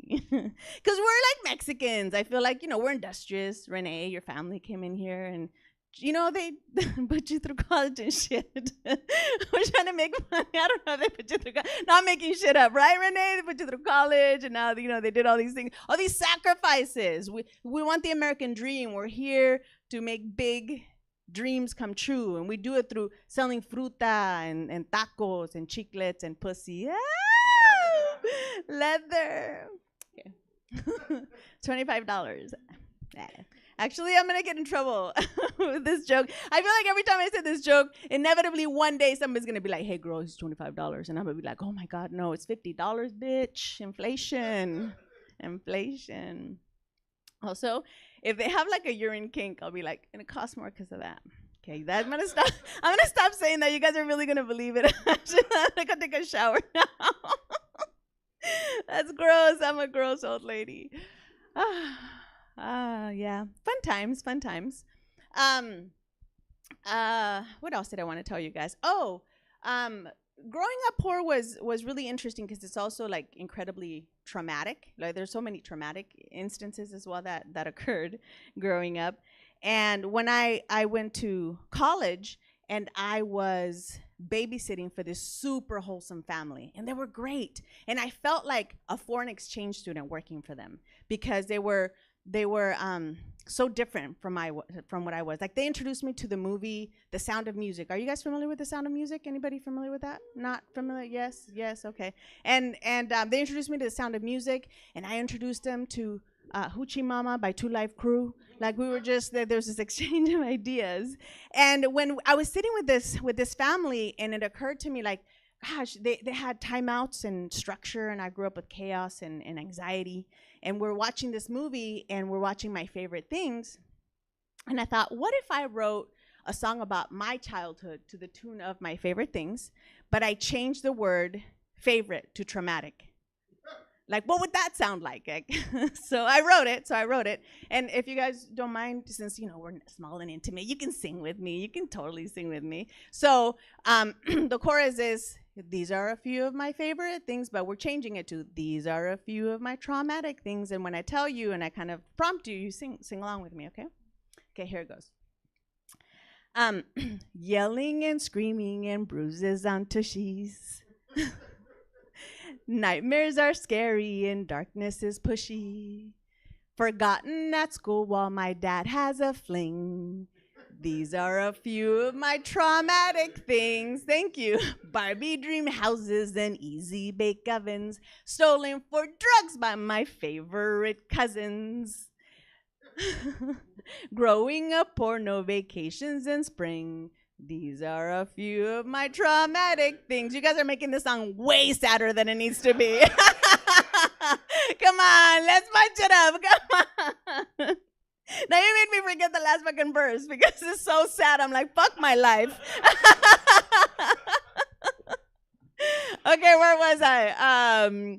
Family reunions with fighting and clashes. Teardrops that stay on my face and eyelashes. Promise of family divorce, clip my wings. These are a few of my favorite things. Oh, favorite traumatic things. You got me all fucked up here. When my man cheats, when the rent's late, when I'm feeling sad, I simply remember my traumatic things, and then I don't feel so sad. Thank you. That's my great closer, you guys. That was my great closer. I really appreciate you guys being here. Honestly, this is a fantastic crowd. We're small but mighty, and you're going to listen to or hear and see a bunch more of fantastic comedians.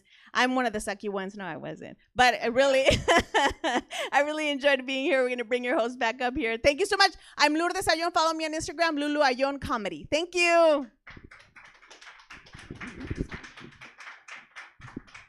Lourdes Ayon, everybody. Oh man, honestly, I've seen her a lot of times. Usually at least once a week. I know what she does, and as soon as I saw your young ass sitting there, I was like, "Oh, this kid's fucked, man." I knew it was coming, and I couldn't wait for it. It was awesome. His next comic coming up is another one of my favorites. He produces another really awesome show here at Stab. Check that out sometime. Make it loud for Mr. Willie Travis.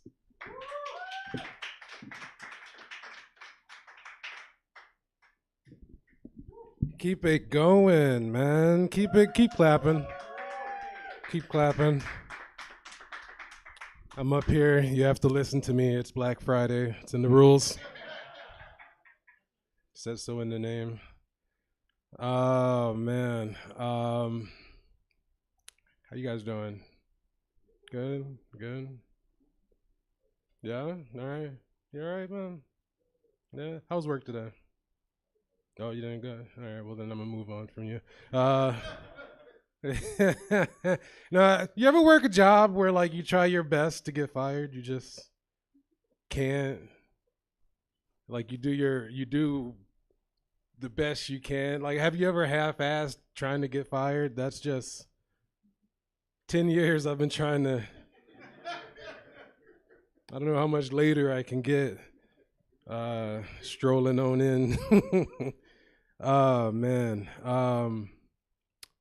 it's crazy, man. Hold on, something's been bothering me. I gotta.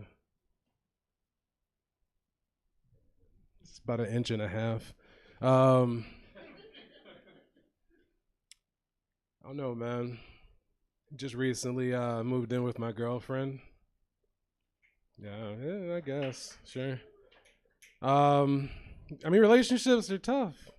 You know, I don't know if you guys are in a relationship. You're in a relationship here? Yeah, it's tough, right? No matter which one you're in, no matter what type of relationship it is, it's and everyone's different and unique and hard in its own way.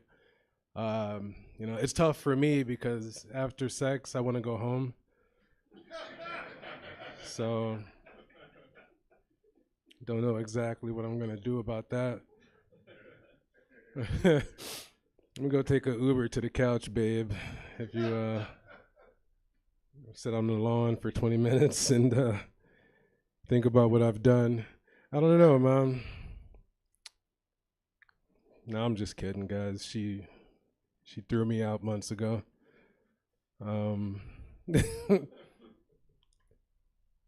My guess is the porn. I think it's the porn was the issue, but it's not my fault. All right.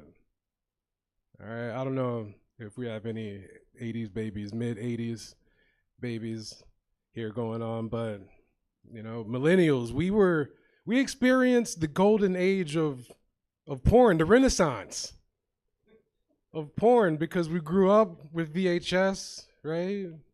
Playboy magazines, we either ripped the page out, or you know, something stupid. JCPenney magazine. We had to scavenge. All right, is what I'm trying to say. All right, but we also experienced the uprising, the internet, right? When that first came out, dial-up internet, we had digital titties. How were we supposed? We were children with access to boobs, and bring us to now, all right, like gas station penis pills. It's like full circle if we really think about it. It's not depressing at all. Yeah, this is what you're in for. I don't know, man. I like to give people a little PSA. I stutter. I don't know if you guys know anyone that stutters. You guys know anyone that stutters at all? Yeah? Yeah? All right. So you know that shit is hilarious, right? It's very it's very funny. But no, you got to be able to laugh at yourself, man. But not too many people know how to talk to people that stutter, and you know, I get that. I understand. You know, we call these people foghorn leghorns. If you you know, because they don't know how to talk to you. You know, they'll ask you something as simple as your name, and you know, they don't understand that that's something that you can stutter on. You know, they'll ask you your name, and you know, I'll tell them, you know, my name is Willie, but I give them a little woo woo. You know, and they turn into foghorn leghorn. I asked you your name, son, your name. He's a good kid. I say good kid, but he's about as bright as a broken light bulb in a closed dumpster. You got to give me a second, sir. I'm trying to get past the woo woo. You need to work with me here. No, it's cool, man. You know, I make it work for me. You know, if I speak in like impressions, sometimes I don't stutter, and I'll use it to kind of navigate certain situations, right? Like I like to play pickup basketball sometimes, but you know, I'm not trying to go to the court and I'm in the middle of the court.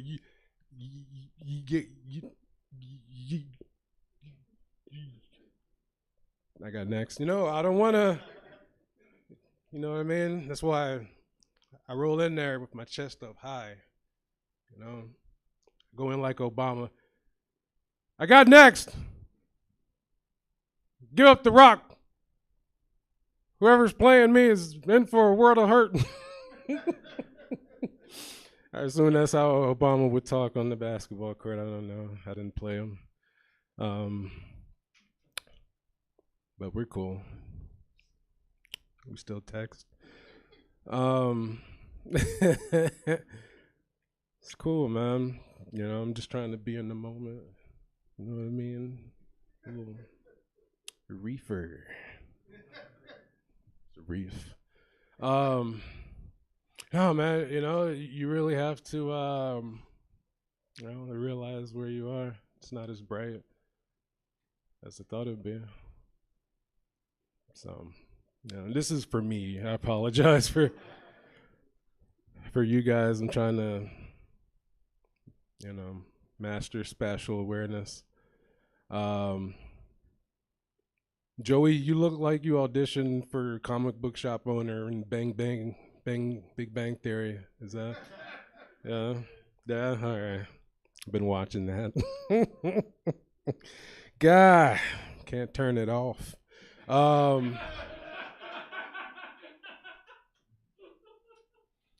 don't know, man. I know that you guys are dealing with a lot of this masculine energy up here, but you know, I want you to know you're safe. I've clearly jerked off to hentai, so we're cool. All right. I don't know. Oh man, yeah. I chose to do this. I don't know. I just, you know, a lot of this is when stuttering comes into help because it fills in time for me. I don't know, man. Any drug addicts here? Yeah. Only one? All the drugs. No. Recently tried acid for the first time. That was neat. Black people don't usually do that. It's quite the experience. I decided to go home and visit my mom and do acid. Not do it with her. Just do it around her, and she and she just watches the Steve Harvey. That's what she calls it, the Steve Harvey. You know, because I work at the airport, so I can just fly home. I figure I'll just, you know, get my boy to pick me up from the airport, drop some acid on the way home. You know, surprise my mom. Hey, Mom. You know, I see you watching the Steve Harvey. I'm gonna hang out right here. You do your thing. Right, perfect acid taking weather, if you ask me. I decide to surprise my mom.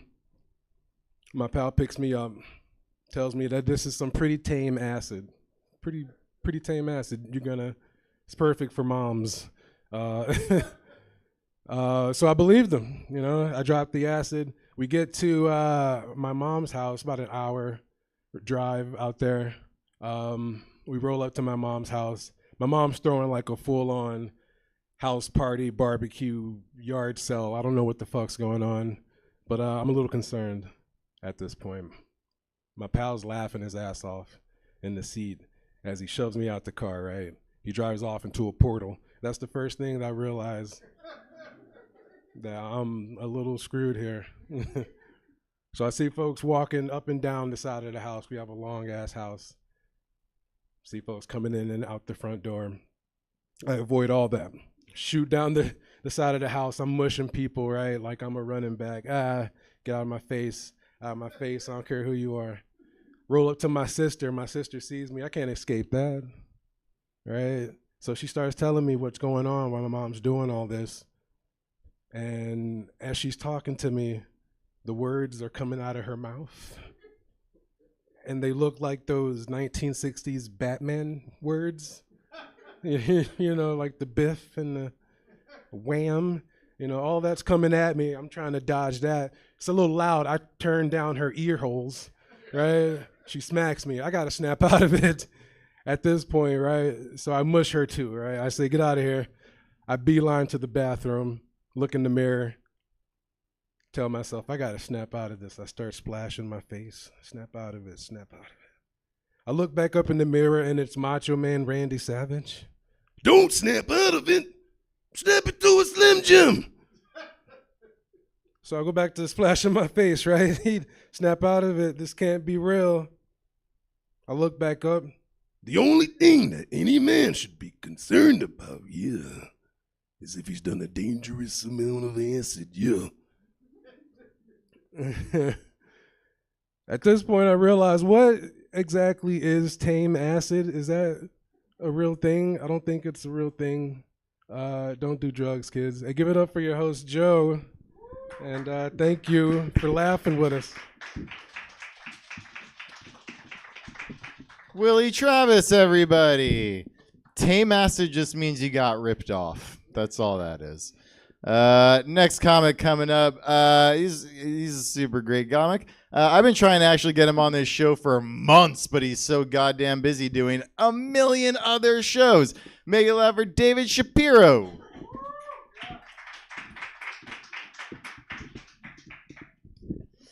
My name is David Shapiro, and when my family moved here, it was a time of anti-immigration, much like it is now.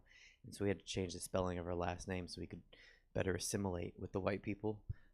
See, now we spell it the traditional white way with an S to begin, but we used to do it the traditional Jewish way with a $sign. Okay, cool. I don't know about you guys. You didn't laugh out loud at that? I'm all nervous to go further.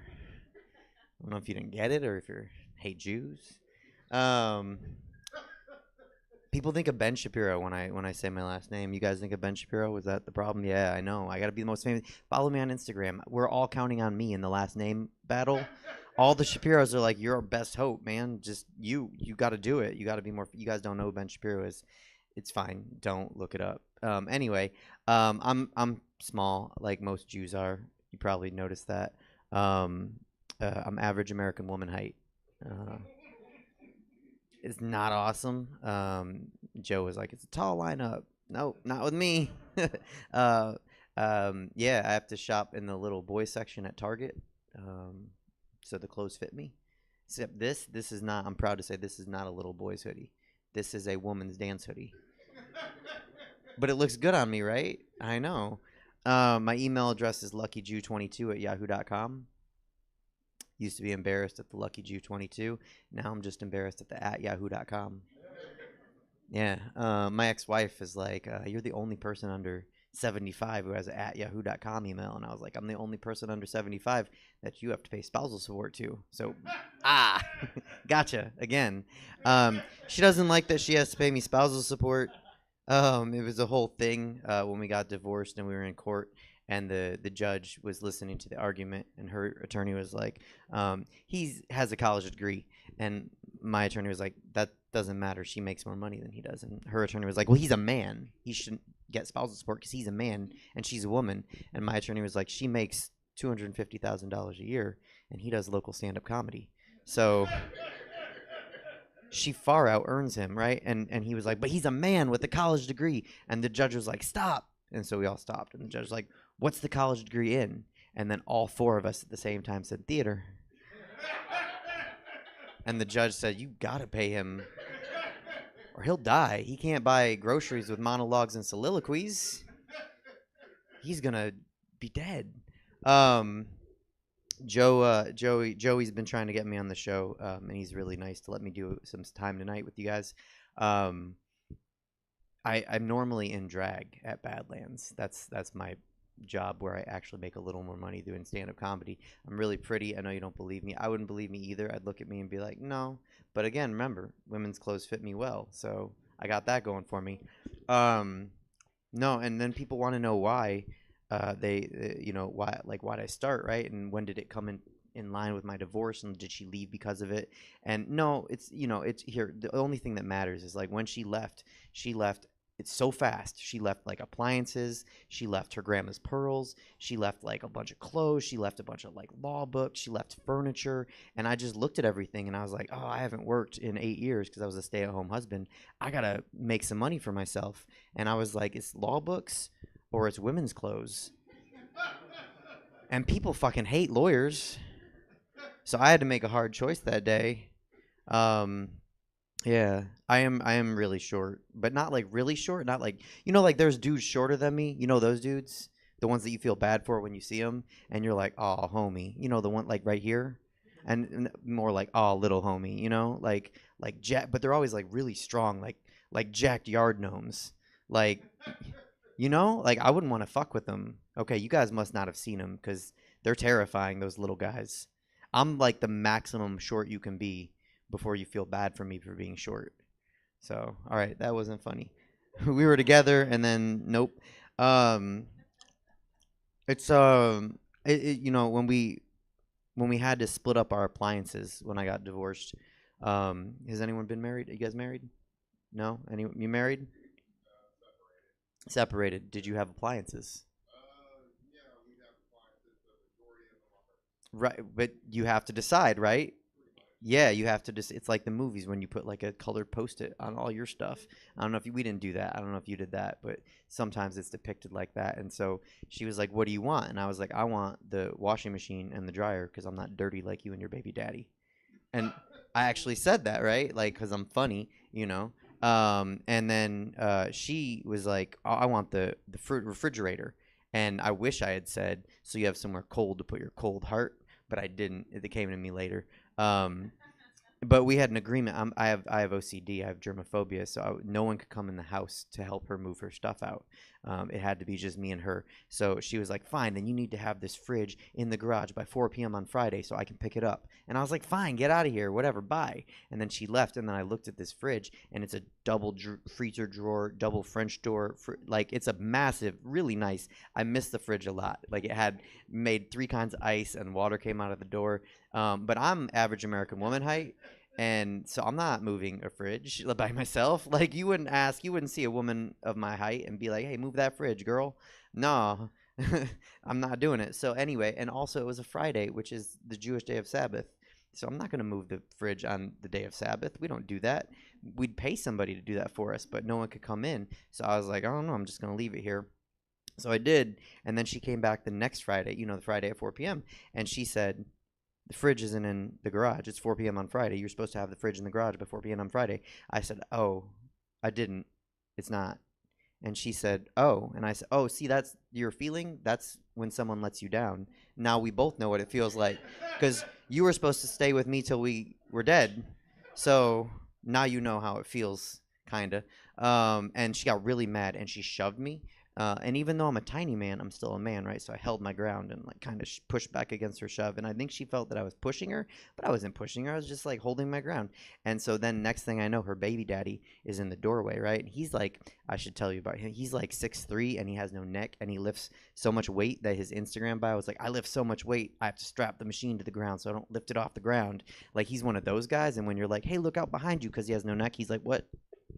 You know, he's like, and he has a truck with testicles. Like, he's one of those kind of guys. So we're not the same physically, me and him, right? And he's in my doorway and he's like, "Oh, I'm going to fight you." And I'm like, all right, because he's been fucking my wife for a year. So I'm like, that's cool. If he's supposed to beat me, right? I'm tiny.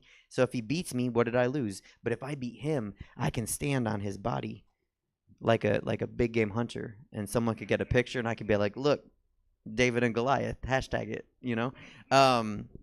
But anyway, so he was like, "If you ever lay another finger on her, I'm going to come after you so fast." And I was like, "Oh." And she's standing behind me at this point. I don't know why. I think 'cause she still loves me, right? Why is she behind me and not him? Anyway, and so I poked her in the shoulder because I'm funny. And I said, "There, I laid a finger on her. Come after me so fast, bro." And I swear to God, he went, "Call the police, babe." And I was like, "You left me for a Karen?" So dating is hard for me. I don't know how to do it, mostly because I'm a single straight drag princess. But if I'm really bougie, and if I went to Starbucks, for instance, I would try to get something normal, and I would just be like, "Hey, can I get a hot chocolate? My date's getting something normal, like a vanilla latte." And the barista's like, "You want hot chocolate? You don't want like a decaf coffee? You're an adult." And I'd be like, "No, just a hot chocolate. I don't even decaf has a little bit of caffeine, and I'm jittery enough. I have enough energy. I don't need more energy. I just want a hot chocolate. It's delectable. Please, just a hot chocolate." And she'd be like, "All right, just a hot chocolate for the grown man and a vanilla latte for his date." I'd be like, "Oh, if I could get that with almond milk." And then she'd be like, "Why not why not soy? And I'm like, well, actually, we're over reliant on soy as a society, and it makes us break out more than we need to. And I think people have too much soy. I think we're consuming too much soy. And my date's like, why not regular milk? And I'm like, oh, because I'm lactose intolerant, and I don't want to be gassy on our date. See, exactly like that. And then I'm like, yeah, if you could also make it with peppermint. And then the barista's like, peppermint? And I'm like, yeah. And she's like, okay, so peppermint, almond milk, hot chocolate for this grown man, and a vanilla latte for the date who is probably putting up with too much. And I'm like, keep your commentary to yourself, ma'am. Like, why are you? And then she's like, okay. And I'm like, one last thing. If I could get it to the kid temperature of 75 degrees when you warm it up instead of the adult temperature of 200,000 degrees, I want to enjoy it with my date right away. And then the barista's like, what date? Because she left. But the barista has my back in that instance, and she's like, don't worry. I bet you want whipped cream with that, don't you? I'm like, how'd you know? Thank you. Guys, thank you so much. I'm going to bring back up Joey. Have a good night. David Shapiro, everybody. All right. Well, this is way too much heavy lifting for one person, so I'm going to bring up your second host because there's two. Why not? Fuck it, right? Miguel, he's a good friend of mine. He's super funny. Tall as shit. Let me get it ready for you. Make it loud for Spencer. Now you went and broke the mic stand. Good job, Joey. That's a fun gag. That's a. Man, what a piece of shit! No, give it up for Joey. I'm not even the tallest person in the room anymore. God, unacceptable. I don't like this. Oh my goodness! Give it up for all the comics you've seen tonight. Okay, I know it was a bit of an awkward transition up on here. All right, let's make fun of the tall person. But I get it. I look funny. No, but I got weird energy right now. Okay, I've had a weird day so far. So I'm babysitting my nephew right now, and it's a weird day. Like, I'm making him dinner, and I go to like open his door to like, hey, let you know, buddy, it's dinner time. Come get some before we go. And like, I accidentally like catch him watching porn as I open the door. Like, super fucking awkward. But like in that split second, I'm just thinking, okay, how can I be the cool uncle and just say something quick and then just get the fuck out of there? And like all in that moment I can think of is just saying, nice.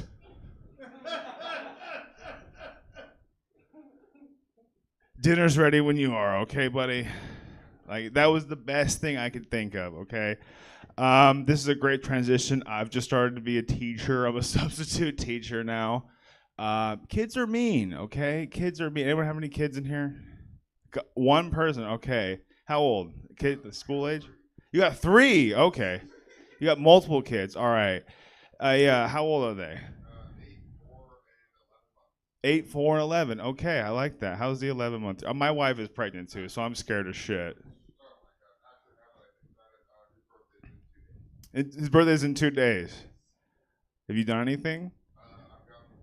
Oh, okay. You just wanted to brag. You just came. This is my set, sir. You don't just tell the room that you're such a great parent, okay?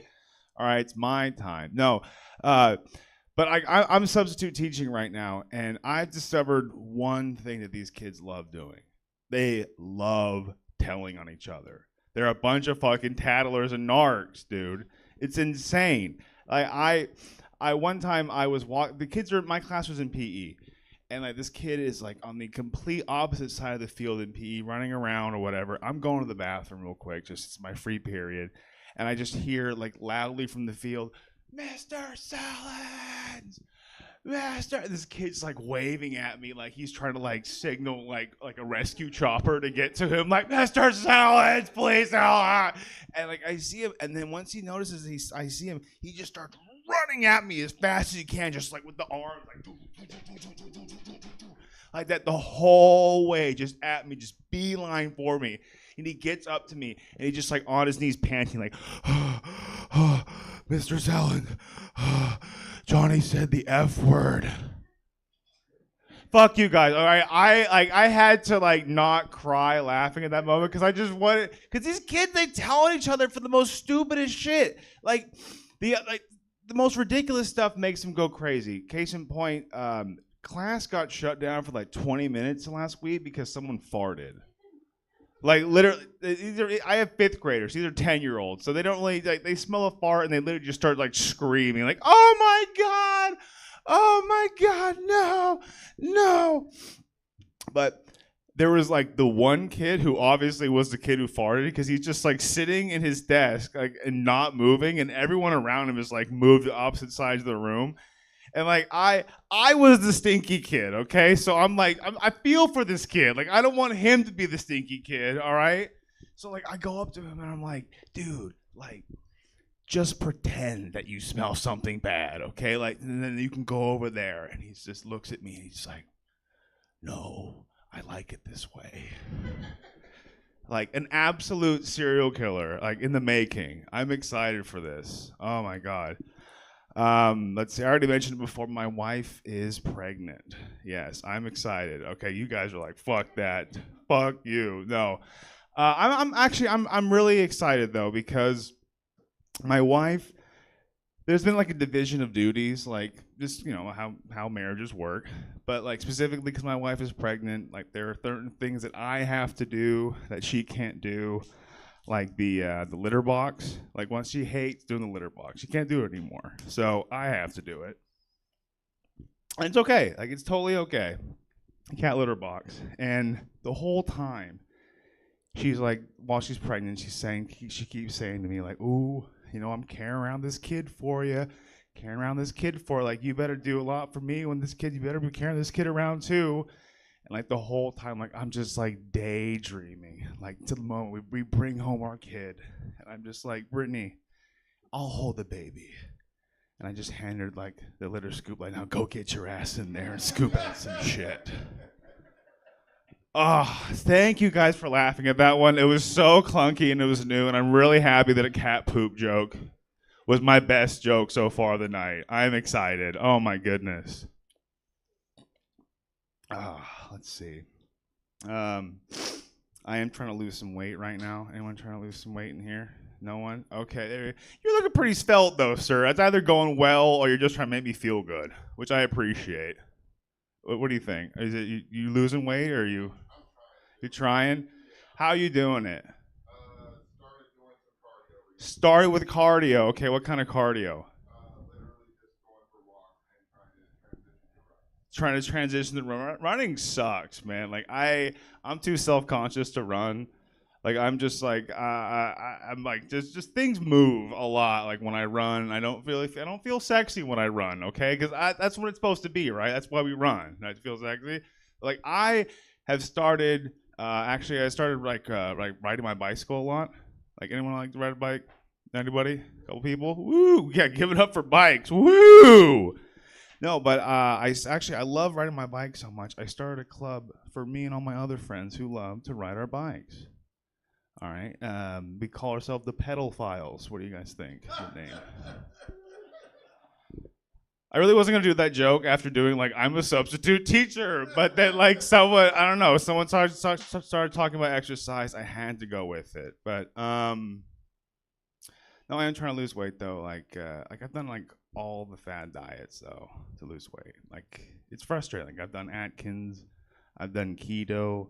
Like I'm on a new cocaine cleanse regimen right now. The weight loss is fantastic. Okay, I just can't stop robbing my family.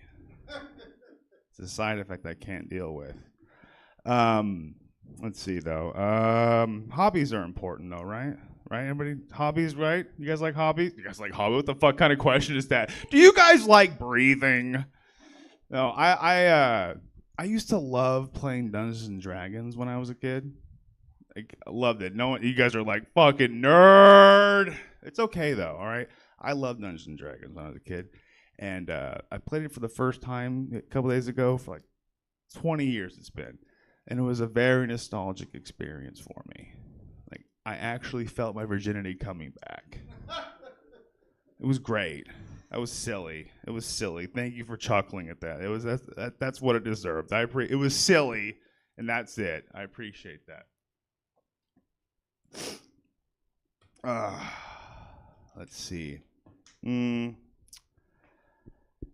Anyone like to travel in here? I'm a traveling man. All right, that's not a brag. I haven't gone anywhere cool, but like I got to go to Alabama recently.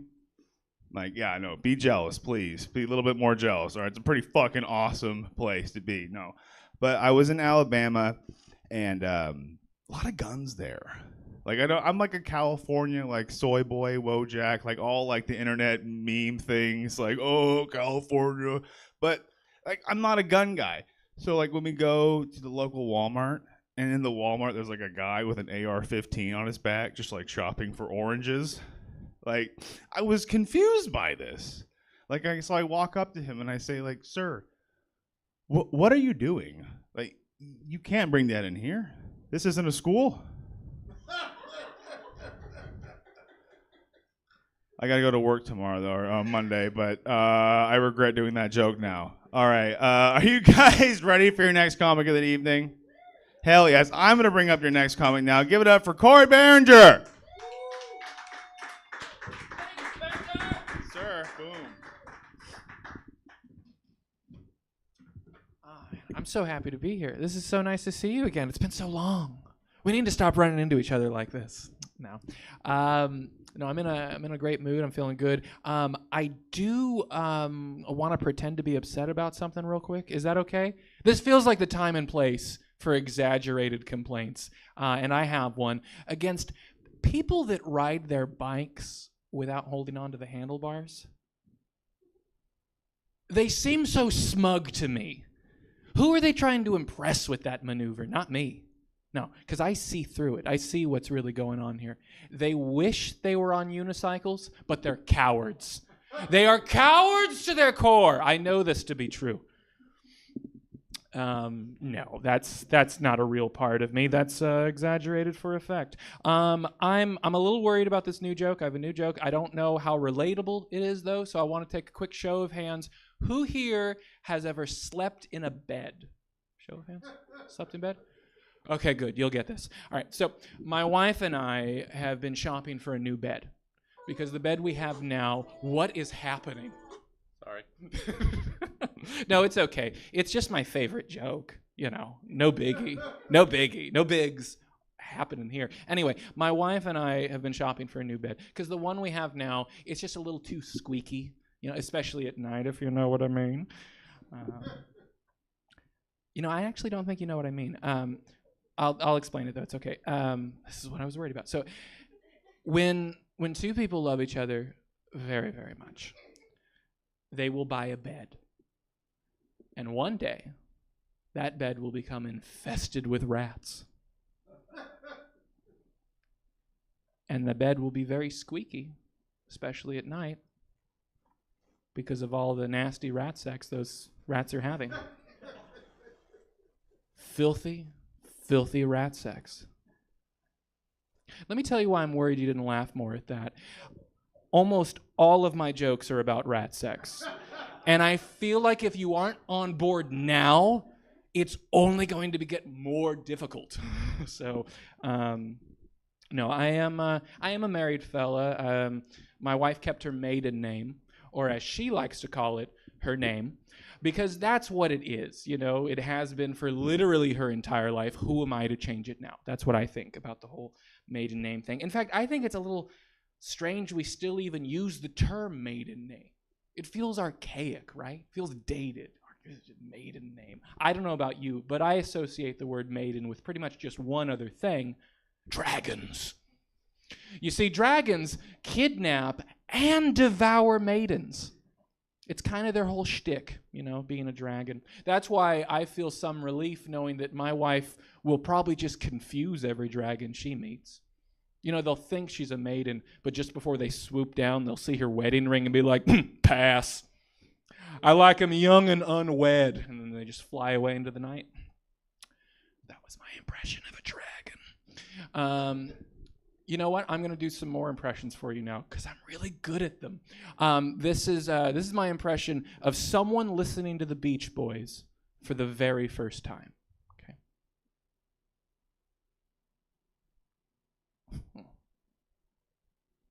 Yeah. These boys love beaches. What'd you say they were called again? Shut up. That was someone listening to the Beach Boys for the very first time. Thank you. This next character, of which there are many, is a young German boy who's very excited because he just ran into his favorite superhero. Okay, little German boy, favorite superhero. You got it. All right, here we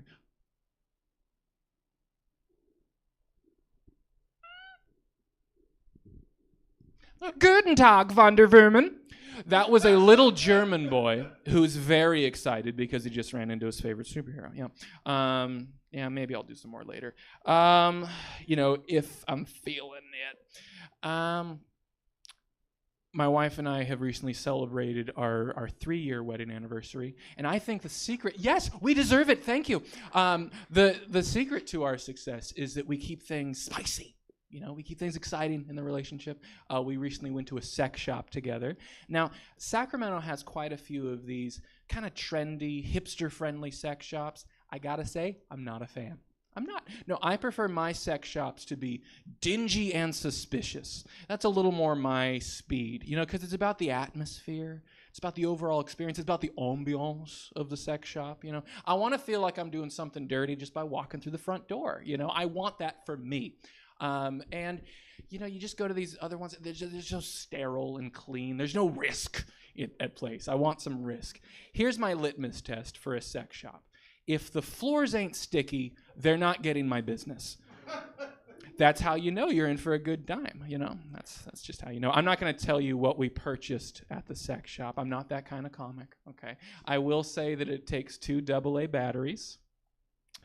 And we put it in my butt because that's where it goes, okay? It's where it goes. Where would you put it, my wife? That's disgusting. Get out.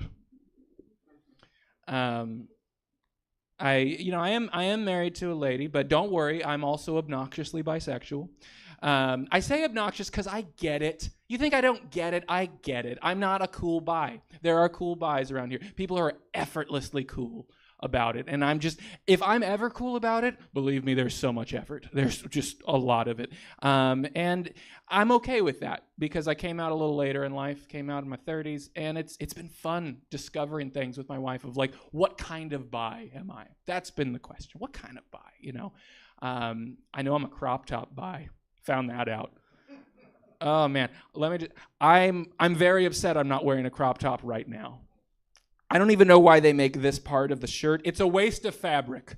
I don't like that. I only have one crop top at the moment, but as you can see, I have let it define me. It's just who I am now.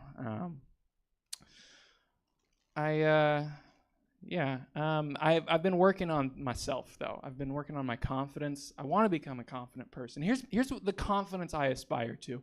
I want to walk into a room, any room will do, and think, I'm supposed to be here, and I know what's going on. I so rarely check both boxes. I usually get one or the other, and I rarely get both. And I think I'm doing good with it. I'm becoming a more confident person. I know, though, I recognize that there's a cap to how confident I could ever become. There's a limit to this. I know I'll never have that brazen confidence of someone who can get something out of their trunk while stopped at a red light. What is that? Have they no shame? I could never do that. That's not how I'm built. And I am so judgmental when I see it happening. I'm just white-knuckled, like, ooh, this better be good. Because I want it to be good, I'm rooting for them. I want it to be something so important, something that could not wait until that very moment. They had to get out of their car and go get it. Like, I don't know, maybe the steering wheel or something. He's just sitting there at the stoplight like, wait a minute. I've just been twisting the nub.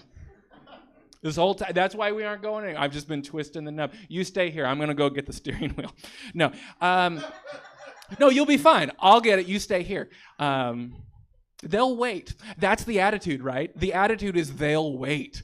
And they're right. You'll wait every time. I hate that about these people. They just have us dead to rights. But it's never a steering wheel, is it? It's never something that important. It's always something completely insignificant, like a backpack or a water bottle. Things that do not belong in the trunk. I'll say it. I'm brave enough to say that. Those aren't things that belong in the trunk, because the trunk is where we put stuff to be dealt with once you arrive at your destination, right?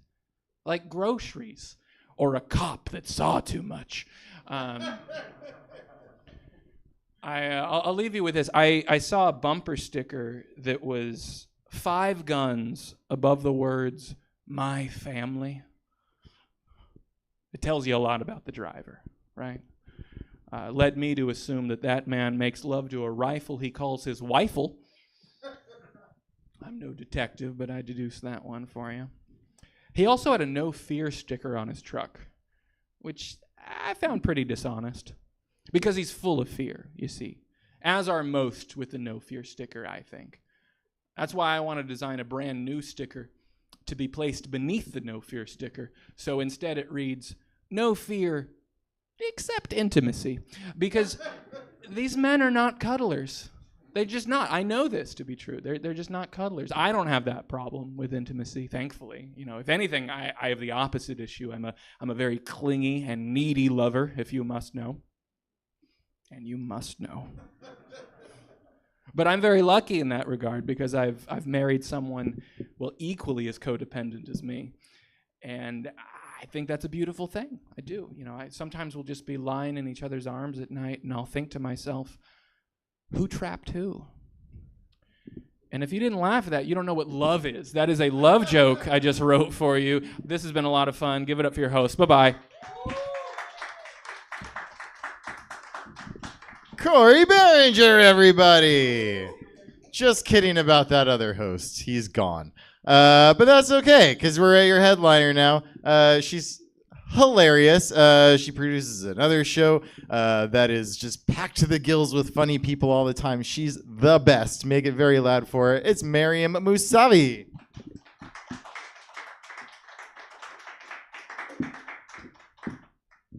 Headliner is a strong word, but I appreciate you.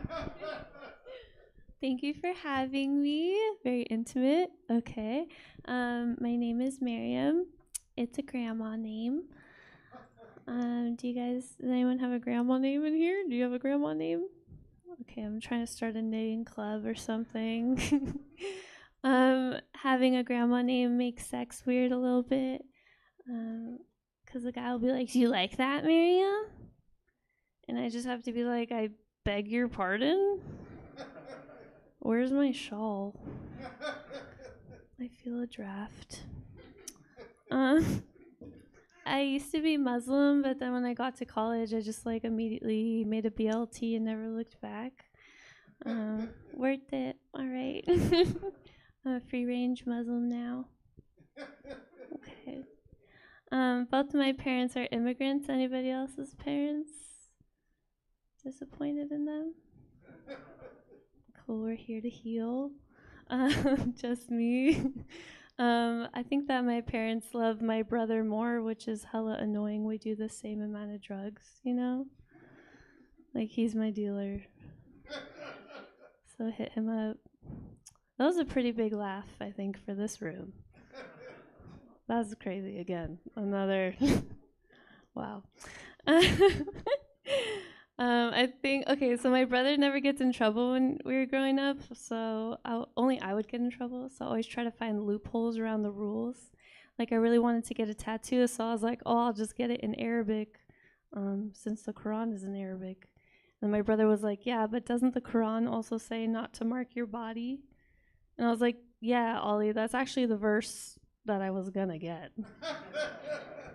So mind your own business. When I was in 2nd grade, I'm gonna just tell you a story, okay? I'm gonna tell you a story that I've told twice, okay?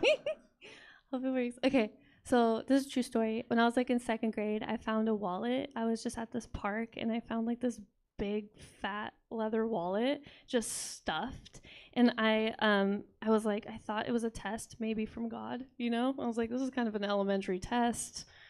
But I did take the wallet, and I opened it, and I found that there was $500 in there, worth of quarters. And I was so excited because the next day I was going to go on a field trip with my best friend And we're in second grade. You know, we've never been anywhere together. So we're going to sit on the bus together. We're going to go to the bowling alley. I'm just hella excited. So, like, even though the wallet weighs like 10 pounds, I like float home and I'm just like so fucking excited.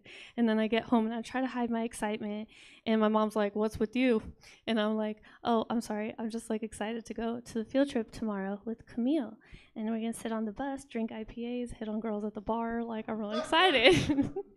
And she goes, "I don't really, I don't want you sitting next to Camille on the bus." And I was like, "Why not?"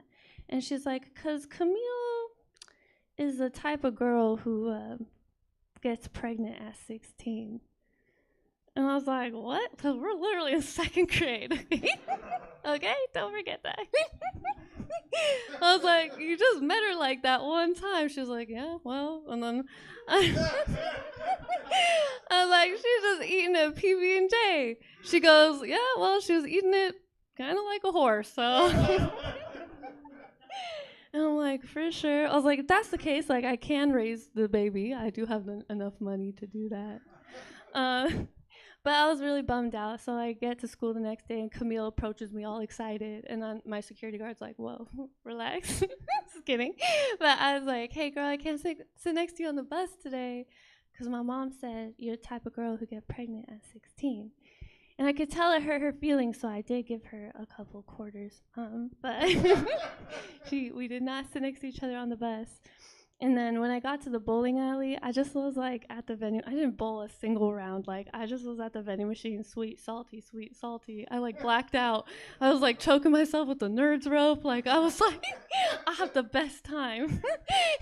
I hear everybody cheering in the back. Not for me, but like, you know, just having a good time. Then I hear everybody starting to leave. So I was like, oh, I got scared. And I was like, I tried to flush the wallet down the toilet like 8 times. Anyways, that's not important.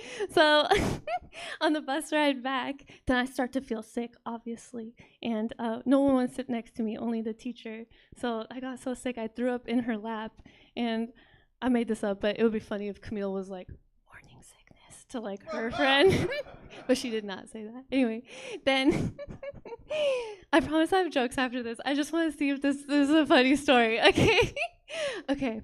So then they remove me from the bus. I'm just covered in vomit, right? And then I'm just off to the side and everyone's getting off the bus. And I even put out my hand like for high fives, but nobody wants to.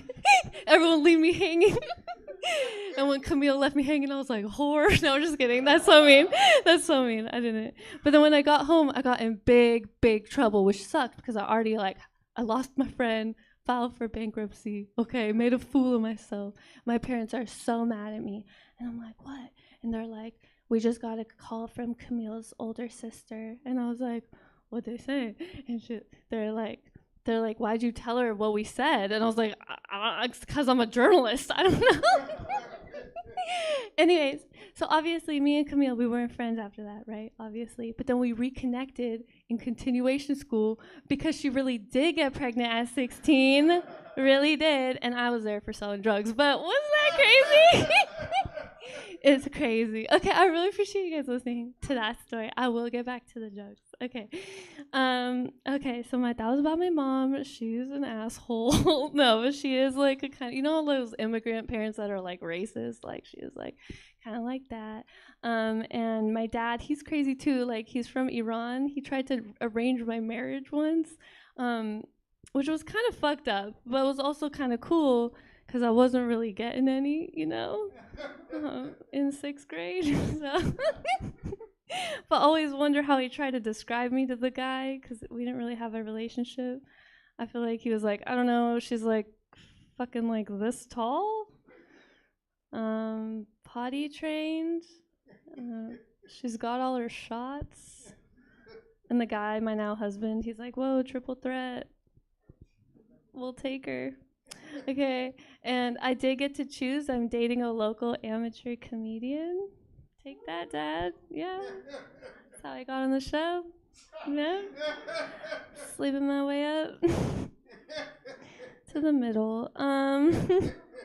My boyfriend's cool. He just never takes me out to eat. He'll just text me sometimes like, "Do you want to go to Denny's?" And I'll be like, "Baby, what's the occasion?" And he'll be like, "Don't worry about it. Just come pick me up." I miss him. The other day, he took me to Ye Olde Spaghetti Factory. I was like, holy shit, is he gonna propose? I look like shit. He's like, she'll have your oldest spaghetti for the lady. Thanks, Robert. We moved in together because I was liking what I was seeing, okay? And then I taught him how to cook and clean and do his laundry and change his sheets. And then he cheated on me.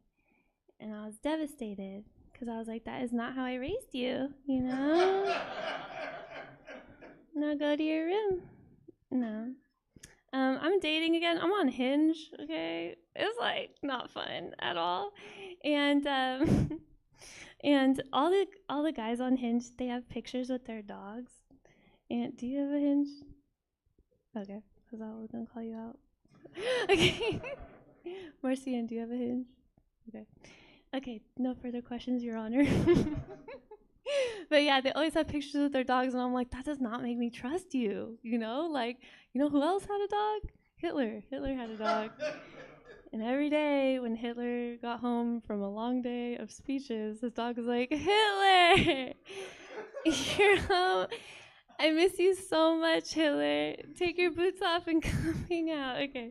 Okay, that was my Hitler's dog joke. It's stupid.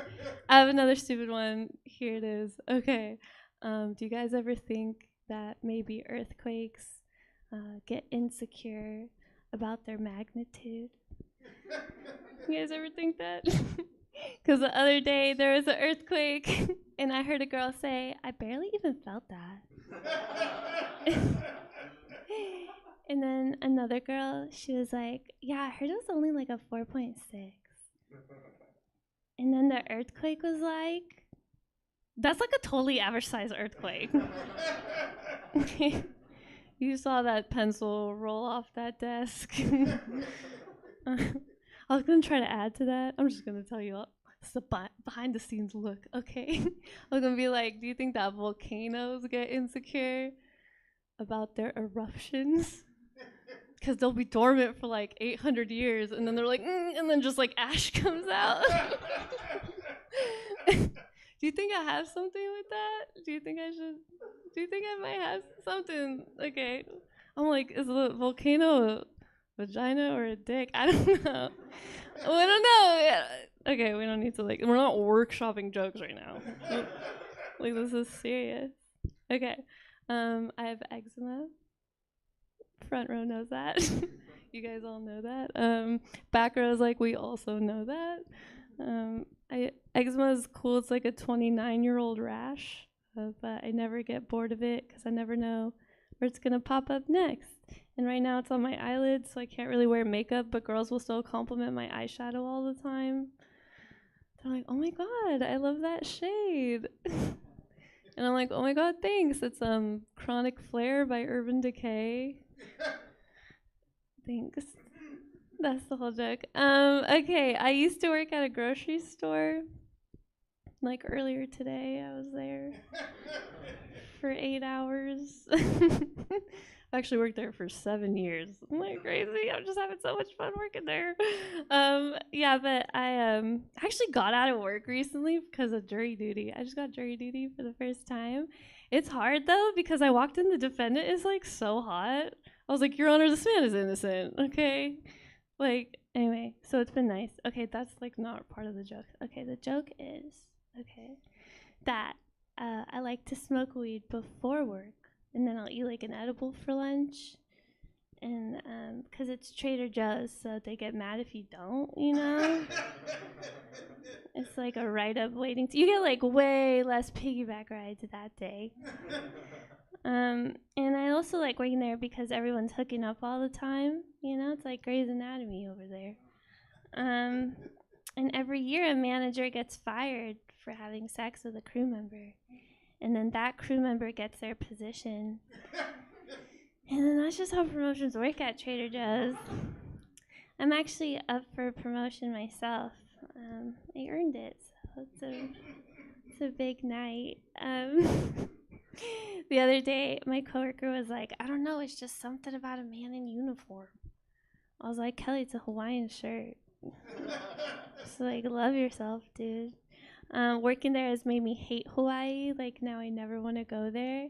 Because people go to Hawaii and they never come back the same. They start calling it Hawaii.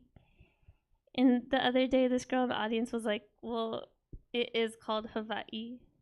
And I was like, well, this joke is about you.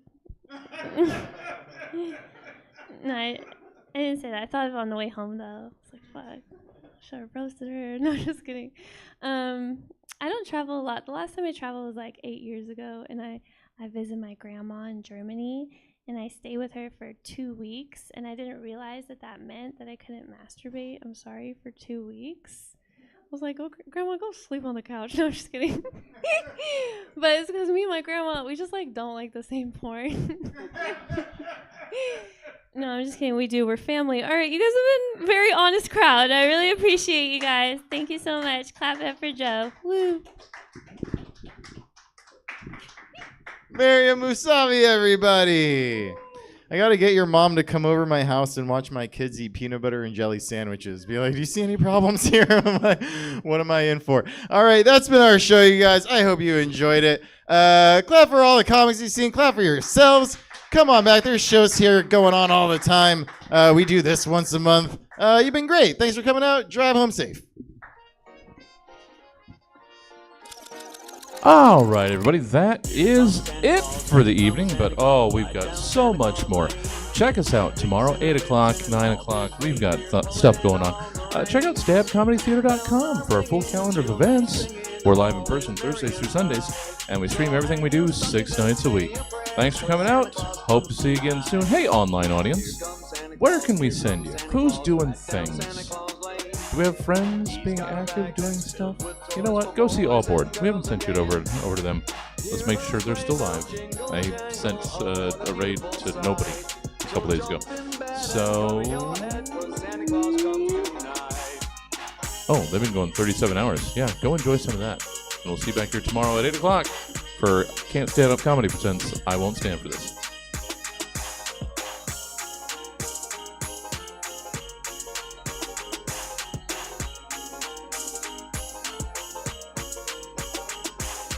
Here comes Santa Claus, right down Santa Claus Lane. Vixen and Blitzen and all his reindeer pulling on the reins. Bells are ringing, children singing, all is merry and bright. So hang your stockings and say your prayers, 'cause Santa Claus comes tonight. Here comes Santa Claus,